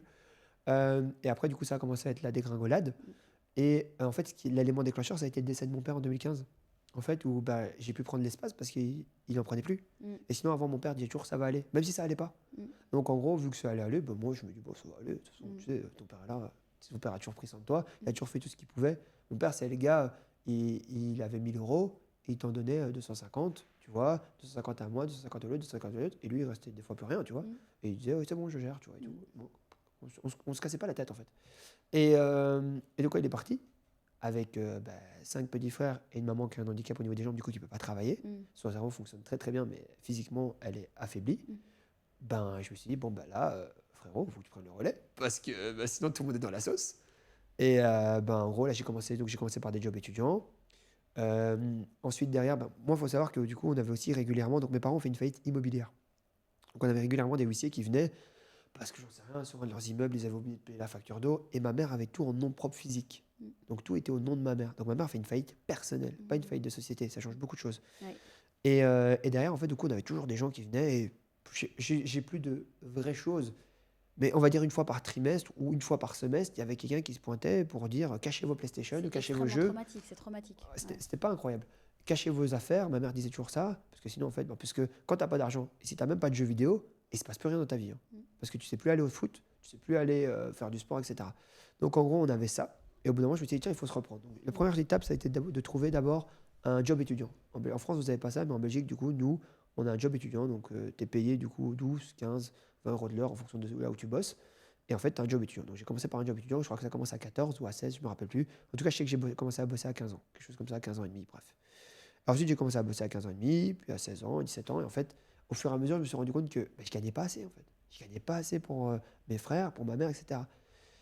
Et en fait, il y avait un objectif, un seul, c'est que racheter notre maison familiale. Parce qu'en fait, mes parents, en fait, la chance qu'ils ont eue, et pourquoi ils ont pu commencer dans l'immobilier, mon grand-père, qui n'était pas du tout entrepreneur, en fait, il s'est retrouvé par opportunité dans un endroit où il a racheté, à l'époque où les maisons coûtaient 15 ou 30 000 euros, 2 maisons. C'est quelqu'un qui a toujours travaillé toute sa vie énormément. Il a racheté les 2 maisons, il a rénové les 2 maisons lui-même. Quand il a su que ma mère et mon père allaient avoir du coup mon premier petit frère, il s'est dit, bon, ces gens-là ne sont pas très compétents, ce qui était très heureux déjà à l'époque. Et donc, je vais payer la moitié de leur maison. Les maisons coûtaient rien à l'époque. Et donc, ils revendent sa maison, une de ces 2 maisons, et ils donnent ça à mes parents. Et mes parents, en fait, sur cette base-là, en fait, ont pu après faire de l'effet de levier et acheter du coup des immeubles, etc., etc. Parce qu'en fait, à l'époque, c'était pas du tout la même chose. Mes parents étaient au chômage, ils ont levé quasiment 2 millions d'euros d'IMO. Donc mon père était au chômage, ma mère était à la Vierge Nord. Vierge Nord, c'est une aide pour les personnes qui ont un handicap. Ils avaient les allocations familiales majorées. D'accord. À deux, ils gagnaient plus ou moins 3 000 euros. Ok. Tu vois. Et ensuite, derrière, par force de conviction, je ne saurais pas te dire. Avec Mais- 5 enfants. Non, à l'époque, on n'était que 3. Puis ma mère s'est remariée, elle en a eu 2 enfants, 2 autres enfants. Donc avec 3 enfants. Et donc derrière, en fait, ils ont pu lever leur IMO comme ça, etc. Et donc, pourquoi je te raconte ça? Parce qu'en fait, la base des bases, mon vrai combat, mon vrai premier combat, c'était juste de racheter ma maison familiale. Et donc mon but, la maison coûtait plus ou moins 200 ou 220 000 euros, je ne me rappelle plus exactement. Et je devais avoir 30 000 euros de côté. C'est ouf. Et donc en gros, je deviens cuisinier. Et pendant un an et demi, je ne me rappelle plus de date exactement, ça commence à dater, je mets 80% de mon salaire de côté. Donc je ne vis pas. Et pourquoi la cuisine? Parce que j'étais gros à l'époque. J'aimais bien manger. J'avais un de mes grands frères qui avait fait cuisine. J'étais un enfant perdu. Et du coup, en gros, je me suis dit, tiens, lui, il a fait cuisine. Bah, allons dans la cuisine, c'est que c'est pas si mal que ça. Putain, c'est ouf. Juste trajectoire basique. Je connaissais personne de riche autour de nous parce que les seules personnes qui avaient gagné un peu d'argent, c'était mes parents. Mais ils n'avaient pas gagné assez de temps pour avoir des amis, etc. Et puis mon père était très spécial, donc il voulait pas d'amis. Il n'y a jamais cru. Mon père m'a transmis énormément de principes de vie parce que mon père était profondément honnête. Et en fait, il disait plein de vérités. Tu vois, genre, et c'est marrant parce que à l'époque, les gens trouvaient que mon père était fou, un peu dur. Et au final, tout ça, il me l'a transmis. Par exemple, tu vois, il disait, ouais, moi, j'ai pas d'amis, ça sert à rien d'avoir des amis. Ouais, avoir des amis, parce que l'humain est faible, Ouais. donc Ouais, tu vois. les chances pour qu'un jour il te trahisse, qu'il te mente, qu'il soit hypocrite, elles sont énormes, ça sert à rien. Ouais. Une autre phrase de fou qu'il disait, mais je dis ça il y a 25 ans, c'est ouais, je disais ouais, mais tu sais papa, l'argent fait pas le bonheur. Parce qu'on disait ça et tout, il me dit ouais, mais ça c'est une phrase de pauvre. Tu vois, il me dit quand t'as ton enfant qui est malade, il me dit, parce que moi j'ai été malade à un moment. Il me dit quand t'as ton enfant qui est malade et que tu peux pas payer les meilleurs médecins, les meilleurs trucs etc pour le soigner, on verra si l'argent fait pas le bonheur. Et plein de trucs comme ça qu'il me disait déjà à l'époque, mais qui glissaient comme ça. Et donc ça a beaucoup joué du coup sur ma formation. Et tout ça pour te dire qu'en fait moi j'ai commencé du coup dans le milieu du salariat. J'ai travaillé comme un fou, je mettais 80% de mon salaire, je sortais jamais. Je vivais avec 300-400 euros par an. Ça, c'était plus ou moins dans les années 2016, 2015, quelque chose comme ça. 2016, 2015, 2017, quelque chose comme ça. Une fois que j'ai eu 30 000 euros de côté et que j'ai pu du coup racheter la maison familiale, j'avais mon CDI et 30 000 euros de côté. Donc je vais voir ma mère et j'ai dit maman, c'est bon et tout, je peux le faire. C'est bon, on est sauvé. Genre je me sentais dans une mission, tu vois, qui a duré longtemps. Hein, parce que 18 mois, c'est long. Hein. Et en gros, je mets mes 30 000 euros de côté, etc. Et ma mère, là, en gros, je lui dis, mais tu sais, maman, j'aimerais bien aussi me lancer, faire quelque chose. Là, ma mère m'a dit une phrase qui aujourd'hui, j'ai jamais retenue. Elle me dit, de toute façon, fonce, c'est pas ton combat. Et là, en fait, on est parti dans un délire. Donc là, on arrive, à mon avis, aux alentours de 2018. 2017-2018. Je suis plus très bon dans les dates, encore une fois. Hein. Et je vais voir mon frère. C'est la vague e-commerce à ce moment-là. Ouais. Je vais voir mon frère. Et je dis, mais son, maman, elle m'a dit que je pouvais y aller. Mais je dis, n'empêche, genre là, si je quitte mon CDI, parce que pour moi, quitter un CDI, c'était énorme. Et j'ai galéré pour avoir mon CDI. Je ne l'ai pas eu comme ça. Hein. J'ai fait un CDI de 3 mois, un CDI de Mais en 6 plus, mois. à l'époque, quitter un CDI, c'était une Ah oui, décision non. folle. Ouais, Aujourd'hui, tout le Non, monde aujourd'hui, diabolise ouais. le CDI, mais à l'époque, Ouais, c'était c'était dur. le Graal. Non, c'était dur. C'était dur. Et je dis, ok, je dis, écoute, si on se lance et qu'on devient. On ne devenait même pas entrepreneur, c'est faux. On devenait, je sais même pas. Honnêtement, je sais pas ce qu'on voulait faire. On voulait juste, on s'est dit, voilà, si on se lance à notre compte, voilà, on va appeler ça comme ça, on doit faire 200 000 euros en 12 mois, quelque chose comme ça. Tu C'est vois. énorme. On devait le faire de marge, mais on était bêtes. Parce qu'en fait, c'était impossible en vrai. C'est impossible parce que 200 000 euros de marge, ça voulait dire faire 400 000 euros de bénéfice en Belgique, parce que tu as 50% d'imposition. C'était pas possible. Mais on est parti dans notre délire et on est parti avec ça. Parce qu'on savait pas. Parce que c'est toujours la même chose, parce que tu sais pas que tu le fais. Et donc on démarre, etc.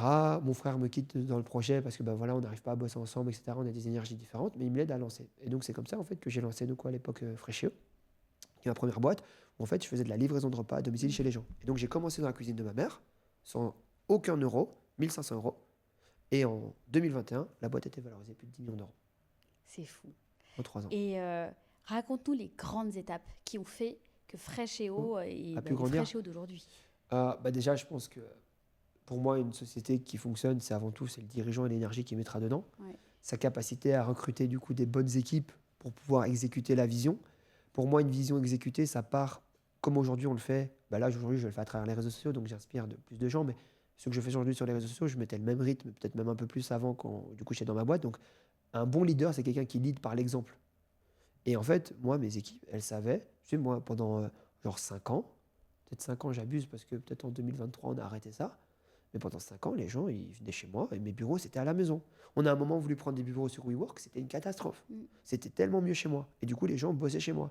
Et genre, chez moi, la seule pièce qui n'était pas, et encore, je suis même des gens qui ont fait des siestes dans mon lit, la seule pièce qui n'était pas, du coup, affectée au boulot, c'était ma chambre. Mais mes appartements, ça a toujours été mes bureaux, pendant des années. Hein. C'est ouf. Et en fait, pourquoi? Parce qu'on était vraiment en mission. Aujourd'hui, par exemple, par rapport à l'accompagnement, on est en mission. On veut être les meilleurs, on veut être le meilleur accompagnement de France. C'est le Hier, je parlais avec mon vidéaste. Mon vidéaste, sur 48 heures, il en a dormi 7. Il était avec moi. On l'a fait à 2. Ouais, vous êtes des soldats, quoi. Vous êtes, Et toutes mes équipes, c'est mes soldats. Et on bosse ensemble. Mon associé, pareil. Tu vois, en gros, il n'y a pas de t'es malade, t'es machin, t'es trucs. Non, on est en mission, les gars. On est en mission. Soit tu viens avec nous, ouais, soit tu pars. la force du collectif, Ouais. elle est extraordinaire. Donc, je dirais que c'est ça qui a fait vraiment toute la différence. Parce qu'en vrai, j'étais un gars, objectivement, totalement standard, random, qui avait aucune compétence, aucune connaissance, juste des parents qui ont fait faillite et qui avaient juste envie.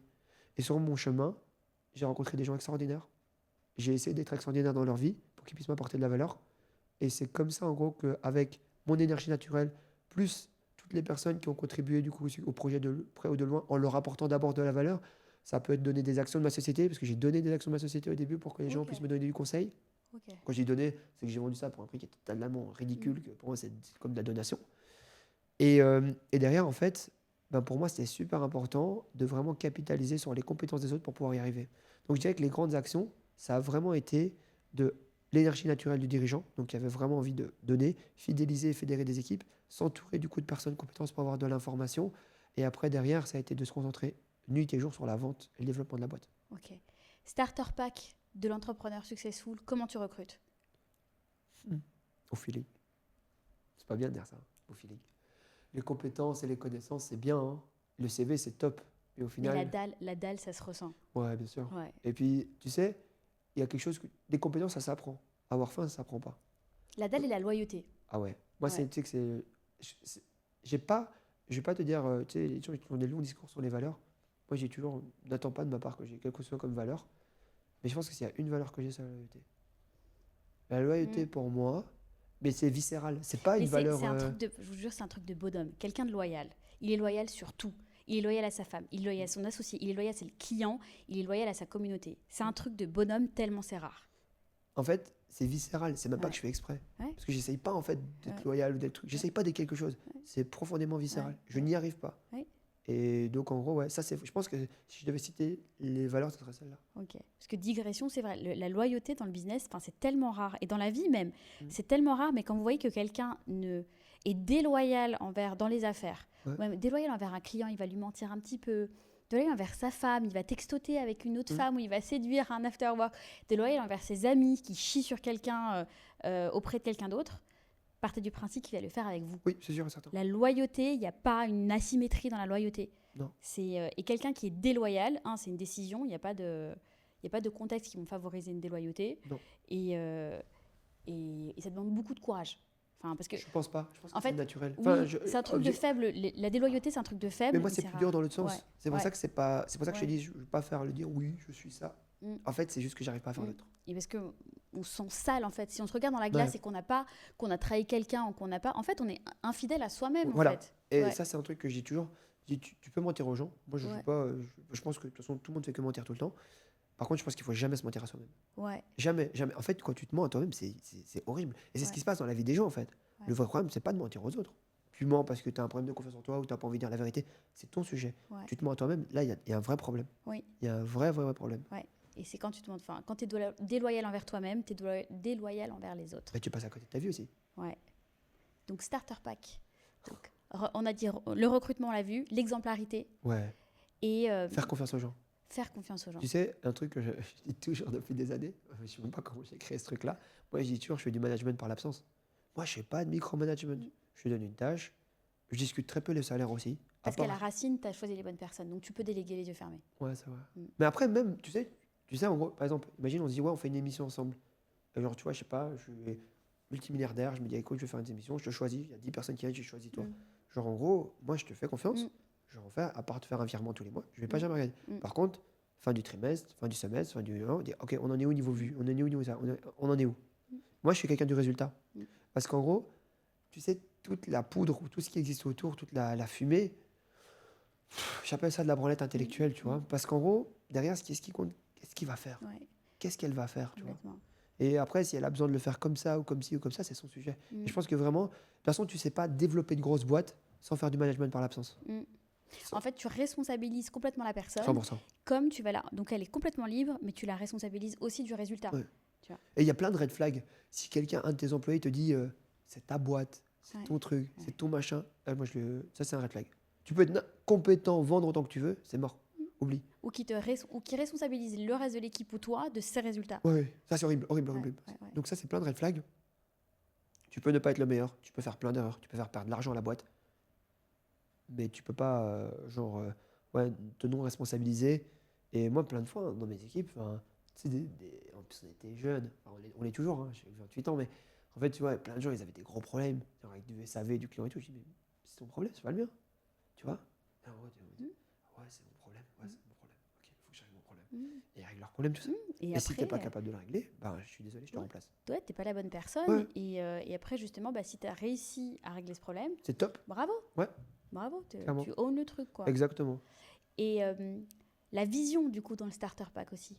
C'est-à-dire La vision avoir une vision. Ouais, bien sûr. Ça, c'est malheureusement, je pense que c'est un des plus gros problèmes des entrepreneurs. C'est de ne pas avoir de vision. Il y a beaucoup trop d'argent. En fait, l'argent est beaucoup trop moteur de réflexion. C'est chaotique. Je parlais ce matin, du coup, avec mon cousin. Il me disait, il me dit le rythme que tu fais pour les audits, il me dit c'est fou et tout. Je lui dis, tu sais, en vrai, je pourrais le faire gratuit. Hein. Juste que sinon, ça ne serait pas valorisé. Mais ce que je fais aujourd'hui, ça m'amuse beaucoup. Hein. Je dis, objectivement, voilà, s'il n'y avait pas l'aspect du coup monétaire derrière les coachings, je n'en ferais pas 4 ou 5 par jour, j'en ferais un. Je démarrerais le matin, j'irais voir un entrepreneur, je le conseillerais et je partirais. Je dis, imagine, je suis super riche et derrière, je peux le faire, ce serait trop bien. Là, aujourd'hui, pour alimenter tout mon écosystème, payer toutes mes équipes et faire ce qu'on fait, c'est impossible de le faire gratuit. Puis qui sait, dans le futur, on verra. Mais c'est ta vocation, quoi. Ouais, c'est ça. Ok. Et qu'est-ce que tu dirais à quelqu'un qui n'a pas de vision aujourd'hui? Voilà, et comme beaucoup d'entre nous l'ont été, parce qu'il faut un moment être du père pour faire quelque chose de génial. Bien sûr. Quelqu'un est du père aujourd'hui, tu lui dis quoi? En fait, moi j'ai toujours, tu sais, les gens me disent oui, ça sonne comme une insulte quand les gens viennent me voir et me disent ouais, c'est quoi l'idée de business 2026 ou une connerie comme ça. Je dis mais en fait, t'as rien compris. En fait, il existe plein de domaines dans la vie, plein de domaines, plein de choses. Par exemple, tu vois, toi, tu as décidé de te lancer dans un podcast parce que tu as une façon naturelle d'être assez avenante, t'es rayonnante, t'as pas peur de poser des questions, t'es rentre dedans, et du coup, derrière, ça va créer de l'audience. Et par exemple, tu vois, on est 4 dans cette pièce, il n'y a peut-être que toi qui sauras faire ça aussi bien. Donc ça veut dire quoi? Ça veut dire qu'en réalité, ce qu'il faut faire, c'est utiliser tous nos avantages déloyaux qu'on a à la naissance. Ça peut être de la beauté, ça peut être de l'intelligence, ça peut être physiquement, ça peut être plein de choses en fait. Et juste se dire, ok, voilà tous les domaines d'activité qu'il existe. En fonction de ça, il y a des gens qui nous inspirent. Ouais, lui, j'aimerais bien lui ressembler, j'aimerais bien faire comme ça. Oh, lui, c'est mon rêve de faire comme lui, etc. Et bien, tu essayes de faire exactement ce que fait la personne, mais à ta sauce, en fait, avec ta manière d'être. Et si c'est vraiment ta vocation, si tu t'es mis au bon endroit, en fait, ta différence, c'est ce qui va faire que les gens vont t'aimer. Et c'est faire que les gens vont t'aimer, c'est là que tu vas créer de la valeur et c'est comme ça que tu vas être payé. Okay. Donc, je dirais, utilise en fait tes compétences, tes connaissances, ton histoire, ton vécu. Inspire-toi de figures qui te ressemblent pour pouvoir en fait trouver ton idée de business ou le domaine dans lequel, en tout cas, tu vas pouvoir exceller. Et surtout, ça doit être quelque chose que tu peux faire gratuitement. Ok. Que tu dois prendre du plaisir à faire gratuitement. Ok. Par exemple, la création de contenu, objectivement, ça ne me payait pas avant. Mais j'aimais bien, c'est drôle. Donc, il y a cette notion de plaisir pour toi qui est fondamentale. C'est impossible sinon. Je ne peux pas faire des journées, par exemple, comme on a fait avec Quentin, de 48 heures où on dort 7 heures, si on ne prend pas de plaisir. On n'est pas des masos. Hein. Donc, tu vois, au bout d'un moment, on aime travailler, on aime se donner, on aime l'idée. Mais si on ne prend pas de plaisir à aider les gens, on ne voit pas les sourires, on ne voit pas que ce qu'on fait, ça fonctionne, jamais de la vie, on va faire ça. Ça sert à rien. Demande-moi d'être même pas 2 heures devant un PC, tu vas me perdre. Hein. Tu vas me dire, mais c'est sûr, c'est le même gars et tout. Tu me mets 2 heures devant un piano, je vais me barrer. Tu vois, parce qu'en fait, s'il n'y a pas de passion, s'il n'y a pas d'envie, tu n'y arriveras jamais. Et toi, tu recommanderais d'utiliser les outils genre Ikigai, où il y a toi, tes passions, ta zone de génie, sweet spot avec le marché, tout ça? Je pense que c'est déjà très complexe pour trouver ce que tu dois faire dans ta vie. Ouais. Je pense juste vraiment que tu dois suivre la petite voix. Pas celle qui te dit d'avoir peur tout le temps. Celle qui te dit, genre, ça c'est pour toi. Et juste, n'aie pas peur d'y aller. Par exemple, tu vois, quand aujourd'hui je dis, je vais devenir, je pense, la figure entrepreneuriale business francophone la plus grosse qui existera. Ouais. Bah, c'est pas vrai aujourd'hui. Je suis pas le plus gros. Non, j'ai beaucoup de vues, mais je suis pas, en tout cas en termes de followers et d'achievement, je suis pas encore le plus gros. Oui, mais avec ton parcours et les valeurs que toi tu veux promouvoir, J'espère en tout cas y arriver. En tout cas, mais ce que je veux dire par là, c'est que quand tu dis ça, j'ai 27 ans, j'ai monté que quelques boîtes, j'ai racheté quelques boîtes, j'ai pas fait quelque chose d'extraordinaire dans ma vie, mais ce que je veux dire par là, c'est que j'y crois, en fait. Et la petite voix dans ma tête, elle y croit aussi. Donc en fait, à partir du moment où je vais bien faire les choses, prendre soin de chaque personne qui pensera que cette vision est possible pour moi aussi, et que derrière, je ferai les actions nécessaires pour pouvoir y arriver, en fait, personne, à part mes actions, va m'empêcher d'arriver là où je veux arriver. Quand je faisais Freshéo, mon but, c'était simple, c'est de devenir le chef à domicile de tous les Belges. Aujourd'hui, on n'est pas le chef à domicile de tous les Belges. Par contre, on produit entre 60 et 80 000 repas par semaine, et on est 10 millions en Belgique. Donc en gros, on avance. Tu vois, j'ai choisi de changer de vision. J'aurais jamais pu être le chef à domicile de tous les Belges. Et peut-être qu'avec le temps, ma vision aurait évolué. Mais en tout cas, je suis devenu chef de beaucoup de personnes. Donc tu as pivoté. J'ai pivoté, tu ouais. étais très content de... Ah oui, bien sûr. Et puis de toute façon, j'ai toujours mes boîtes. Ouais. Donc pour toi, à partir du moment où quelqu'un a un fantasme, une vision même qui lui paraît il faut y aller. irréaliste, Il faut y aller. il faut y aller. À force de travail, de toute façon, si tu as la vision, tu en es capable. C'est ça. Mon but, c'est qu'à terme, les gens se disent, ce mec-là, il y est arrivé, donc moi, il n'y a aucune raison que j'y arrive pas. Ouais. J'étais l'humain le plus standard possible. J'ai juste cru en moi. C'est Non, tout. ça, c'était un mensonge. Tu as dit un seul mensonge dans tout ce podcast, Vas-y. c'est que tu es un random. Non, c'est Je te faux. jure, je suis un random. Parce que... En fait, je te montre des Snapchats de moi Oui, en 2016-2015, tu vas dire, c'est un random. oui, mais là où tu n'es pas random, c'est que les plus grosses... Dans la vie, il y a toujours plein d'épisodes qui sont traumatiques, tristes, etc. Toi, toutes les failles, tu les as transformées. Et c'est ça qui est le plus beau et le plus inspirant. C'est que chaque step difficile, c'est ta force d'aujourd'hui. T'étais complexé, t'es le petit gros. Donc, t'étais un peu du père, du coup, t'as suivi ton frère dans la cuisine, mais en fait, t'as fait un business finalement dans la cuisine. La mort d'un parent, du coup, tu dois tout supporter sur tes épaules. Si t'as pas écrasé, justement, si t'as donné la puissance, maintenant, c'est moi qui dois être le chef de famille, je vais devoir les soulever, et c'est ça qui t'a... Mais ça, pour moi, c'est à la portée de tout le monde. Peut-être je mens. Hein. Peut-être que c'est là que ma corrélation de la réalité est fausse. Parce que pour moi, c'est à la portée de tout le monde si tu te mens pas à toi-même. Tu vois, en fait, tu sais, ma vie n'est que la suite de faits logiques. Mon père part, je suis obligé de prendre le relais. Mes grands-frères ont fait de la cuisine. Écoute, je vais pas m'inventer mes canaux. Mes grands-frères ont fait cuisine, donc je vais faire de la cuisine. Transformer tout ce qui aurait pu vous ralentir en putain de moteur et en force exceptionnelle pour le futur, quoi. Moi, c'est tout. Mes parents ont fait faillite. On va aider les gens à arrêter de faire faillite. Ouais. Parce qu'il y a beaucoup de gens qui, là, ils se trimballent avec leur baluchon de tristesse, trauma, mauvais souvenirs, en disant à cause de ça, je peux pas être la personne que j'aurais voulu être. Et ils ont plein de regrets. Alors que toi, tu leur donnes comme message, en fait, non, ton baluchon, c'est ta force, en fait. Exactement. Et c'est ça qui va faire ta différence. En fait, tu sais, je t'expliquais récemment, ça m'a fait plaisir parce qu'il y a 2 ou 3 jours, il y a Booba qui m'a suivi. Ouais, c'est quelqu'un que j'aime beaucoup parce que à travers donc ce qu'il représente, tu vois, pour moi, c'est vraiment genre le mec, toutes les portes étaient fermées. Toutes les portes étaient fermées. Et c'était encore plus dur parce que c'était il y a peut-être 30 ans. Peut-être je vais me tromper. Il a pris un coup de vieux. Non, je crois que c'est... peut-être. Non, il est là depuis tellement longtemps. Laisse tomber. C'est dingue. Bon, écoute, c'est pas grave. Au pire, on finira du coup sous un mauvais cut de sa part. Ouais. Mais donc voilà. Mais ce que je veux dire par là, c'est que le gars, tu vois, en gros, il a ouvert des portes que personne n'avait ouvertes. Et c'est ça que j'aime bien parce que quand j'écoutais ses sons, etc., il le dit, tu vois, tu peux le faire, j'en suis la preuve. Et tu vois, en gros, c'est vraiment ça que j'ai envie d'incarner, mais dans un autre domaine, en fait.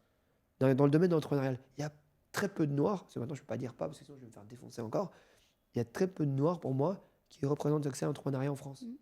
Alors qu'il y en a qui réussissent, il y a plein de mecs brillants. Plus j'avance, plus j'en rencontre.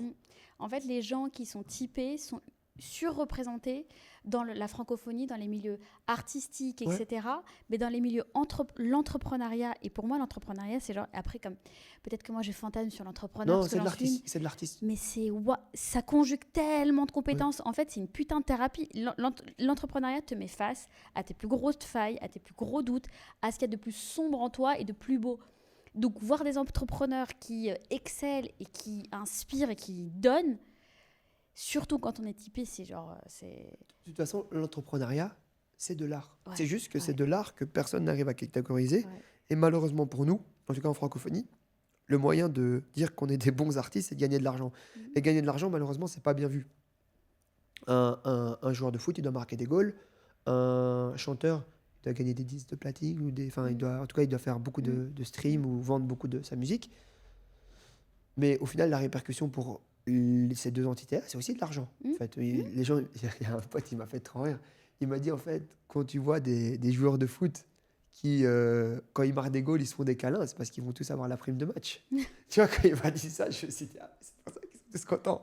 Tu vois, et du coup, en gros, bah, je me dis, en fait, je pense que l'entrepreneuriat, c'est du vrai art. Ah ouais, c'est Et il y a trop de, je pense, étrangers, là je vais prendre la globalité, qui sont passés à travers de ça, parce que bah, déjà, il n'y a personne qui donne les bonnes informations.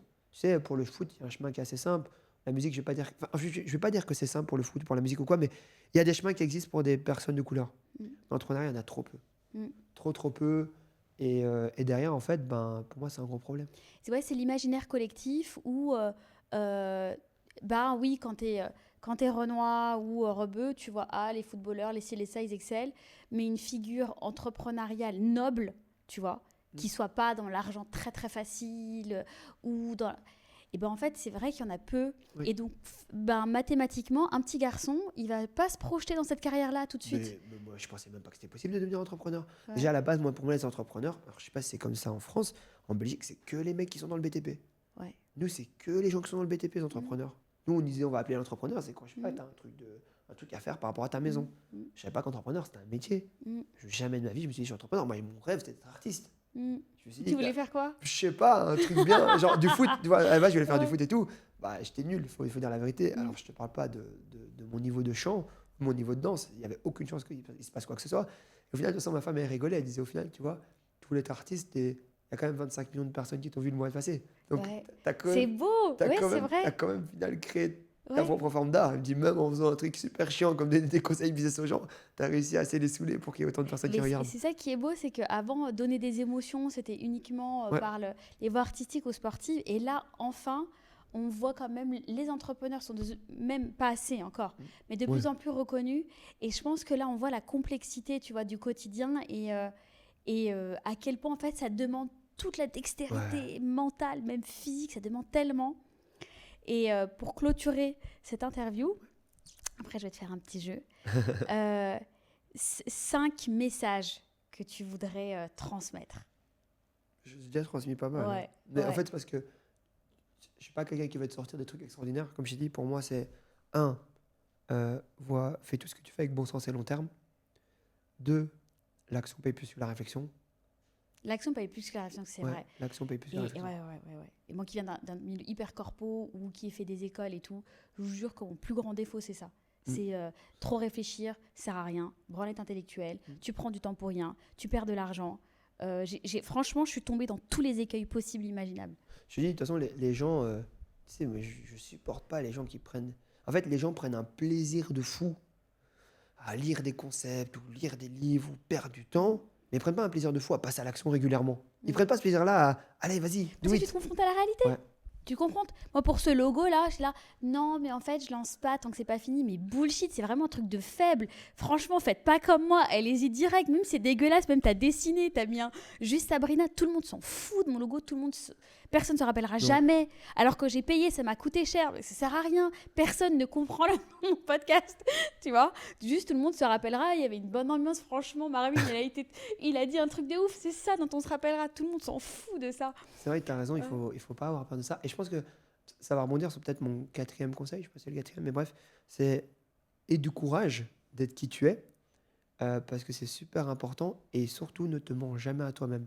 Parce qu'en fait, c'est le pire truc que tu peux faire en fait sur Terre. En fait, je pense que vraiment, c'est le pire truc que tu peux faire en tant qu'humain, te mentir à toi-même.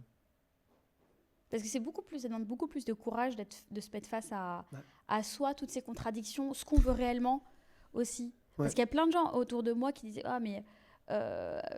en fait, finalement, je me demandais pourquoi ils ne se lançaient pas dans l'entrepreneuriat ou pourquoi juste ils ne faisaient pas un pas de plus, que ce soit business ou dans leur vie, pour aller vers leurs rêves. Parce qu'en fait, s'ils formalisent, en fait, j'aurais bien aimé faire ça dans ma vie. En fait, ça les met face au fait qu'ils n'ont rien fait pour ça. Donc, non, vraiment. Je peux pas passer ce conseil aussi. C'est pour moi peut-être même le plus important de tous. C'est, Enfin, il y en a plein, mais en gros, juste travaille sur ton entourage. Je pense que la vraie différence que j'ai eue, c'est que moi, j'en ai pas parlé, mais un des meilleurs moves que j'ai fait, en dehors de me marier avec ma femme, c'est qu'en 2018, j'ai investi 25 000 euros dans un mastermind. Et donc un mastermind, tu vois, c'est des regroupements d'entrepreneurs à travers le monde. Et ça a été la meilleure décision que j'ai prise parce que je me suis retrouvé dans un groupe avec 65 millionnaires qui m'ont donné tous des concepts et des façons de vivre totalement différentes de ce qu'on aurait pu voir dans la norme. Et ça m'a beaucoup guidé dans ma vie. J'ai trouvé même mes premiers investisseurs dedans. Et c'est pour ça qu'avant même de faire du coaching, parce qu'il faut savoir que moi, Ultra, ce que je fais avec les entrepreneurs, je fais ça depuis 2021. Mais juste personne ne le savait avant, parce qu'avant, c'était juste un groupe sélectif de 100 entrepreneurs qui payent 25 000 euros l'année pour que je les réunisse 3 fois partout dans le monde. Et ça fait 5 ans qu'on fait ça. Et c'est qu'après, en fait, aux force de donner des conseils aux gens, je me suis dit, tiens, ça serait intéressant peut-être d'aller plus loin dans le concept et donc de donner du coaching aux gens. Et vraiment, n'hésite pas à payer pour t'entourer, parce qu'en fait, le fait de mal être entouré, tu te rends pas compte à quel point tu passes à côté de ta vie. Et c'est la chose, qu'est-ce qui dans ce que tu as fait, là où tu as eu le plus de retours sur... Investissement. ouais. Pour toi et pour tes clients aussi, pour les gens que tu rassembles. Attends, quand tu veux dire... Ouais, en fait, le plus... toi, l'action ou le... parce qu'elle n'était pas claire ma question. L'action ou le conseil qui a été game changer pour toi. Franchement, vraiment, investis sur toi. Investis sur toi. Et là, ce que tu fais toi avec tes clients. Oui. Est-ce qu'il y a un truc qu'ils vivent grâce à toi ou qu'ils actionnent grâce à toi sur lequel tu as le plus de retours? Je vais te poser une autre question. Vas-y. Est-ce que tu penses que si on se voyait tous les jours, tu irais plus vite? Ah bah de ouf. Ah mais de ouf. Voilà ce que je fais De pour mes ouf. clients. Putain, il est bon, il est bon. Et en fait, j'aurais tellement aimé détailler en plus, mais tu es un homme occupé. Et parce que j'ai regardé j'étais passionnée, mais j'ai regardé l'heure et je me suis dit, mais merde, je veux surtout pas qu'ils soient en retard à cause de moi à son prochain rendez-vous. Mais ok, oui, clairement. Clairement, j'irai beaucoup plus vite. Je me sentirais pas seule parce que c'est tellement solitaire d'être entrepreneur. En fait, c'est une souffrance parce que tes collaborateurs, tu dois leur dire tout va bien, c'est génial, j'ai un cap. Ton entourage, tu leur dis tout va bien, c'est génial, j'ai un cap. Mais des fois, tu es là en mode, ok, est-ce que c'est la bonne décision? Si tu n'as pas d'entrepreneur autour de toi, c'est très compliqué, quoi. Je suis d'accord. Ouais. C'est pas grave, ça fera l'objet d'un deuxième. Ouais, ça fera l'objet d'un deuxième. Et maintenant, le jeu pour les réseaux. Marvin. Dis-moi. Si je perds, tu dois compléter mes phrases. Oui. Si je perdais tout aujourd'hui, je ferais de la création de contenu sur les réseaux sociaux. Ce que je ne referai jamais, c'est me dire que je peux pas le faire. Les gens pensent que pour réussir, il faut travailler dur, mais en réalité, il faut travailler intelligemment. C'était facile, ça. Le conseil le plus répété, mais le plus faux, c'est il faut souffrir pour gagner beaucoup d'argent. Recopier les business aux US, c'est une bonne idée. La compétence la plus rentable à long terme, c'est avoir une vision long terme. C'est pas une compétence. Attends. Savoir vendre. S'expatrier de la France, c'est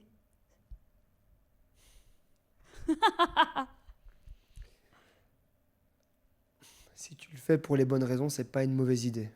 Mais si c'est uniquement fiscal, c'est dommage parce que la France est un pays où il y a beaucoup de valeurs à prendre. Quand je n'ai pas envie de travailler, ça n'arrive jamais. Non, mais t'es trop belle punchline naturellement. Je m'attendais pas à ce que ce soit aussi naturel chez toi. Si je devais supprimer 80% de ce que je fais, il me resterait juste ma famille. L'argent ne change pas les gens, Puis il exauce leur personnalité. Si tu es un connard à la base, tu seras un connard avec beaucoup d'argent. Et si tu veux plus d'argent, mais pas plus de responsabilité, tu continue de rêver. Ça n'existe pas. La chose la plus dangereuse à écouter, c'est la voix qui te dit, l'autre voix, celle qui te dit que tu peux pas y arriver, la voix de la peur, et les gens autour de toi qui sont le reflet de leur médiocrité quand tu as peur de faire des actions, quand tu fais des actions dont eux-mêmes ont peur de faire. Ouais, c'est exactement. Si je l'ai bien dit, parce complètement. Que merci beaucoup. Marvin, franchement, c'était un plaisir. J'ai vraiment hâte qu'il soit diffusé. Dites-nous en commentaire ce que vous pensez. Pour moi, ça a été... Tu leur as dit de s'abonner? Non. Et de mettre un j'aime. Mais oui, alors mettez un j'aime. Voilà. Abonnez-vous, parce que vous voyez que je suis novice dans les réseaux sociaux. Je n'ai pas fait le CTA. Alors abonnez-vous sur la chaîne. 1000 merci, Marvin. Franchement, de la générosité, de la simplicité, de la spontanéité, de l'authenticité. J'ai pas d'autres verbes en et, mais franchement, merci beaucoup. Merci à toi pour l'invitation et je te souhaite évidemment beaucoup de succès. Et j'espère en tout cas faire partie des pierres dans ton édifice global et qui fera que plus tard, ça rayonne encore plus en francophonie. Bah, j'espère, merci beaucoup. C'était hyper inspirant et à très vite. Est-ce qu'on peut compter sur toi? Est-ce que j'ai quand même une chose à te demander? Oui. Est-ce qu'on peut compter sur toi pour rester discipliné et nous sortir, du coup, c'est quoi, un par semaine? 2. 2 par semaine? Mais oui, j'en sors 2 par semaine. Pendant combien de depuis temps tu un vas mois. tenir? Pendant, alors jusqu'à qu'il y ait une autre création de contenu qui vient compenser ça. Par Donc pendant exemple, minimum 1 an. Ouais, pendant minimum 1 an.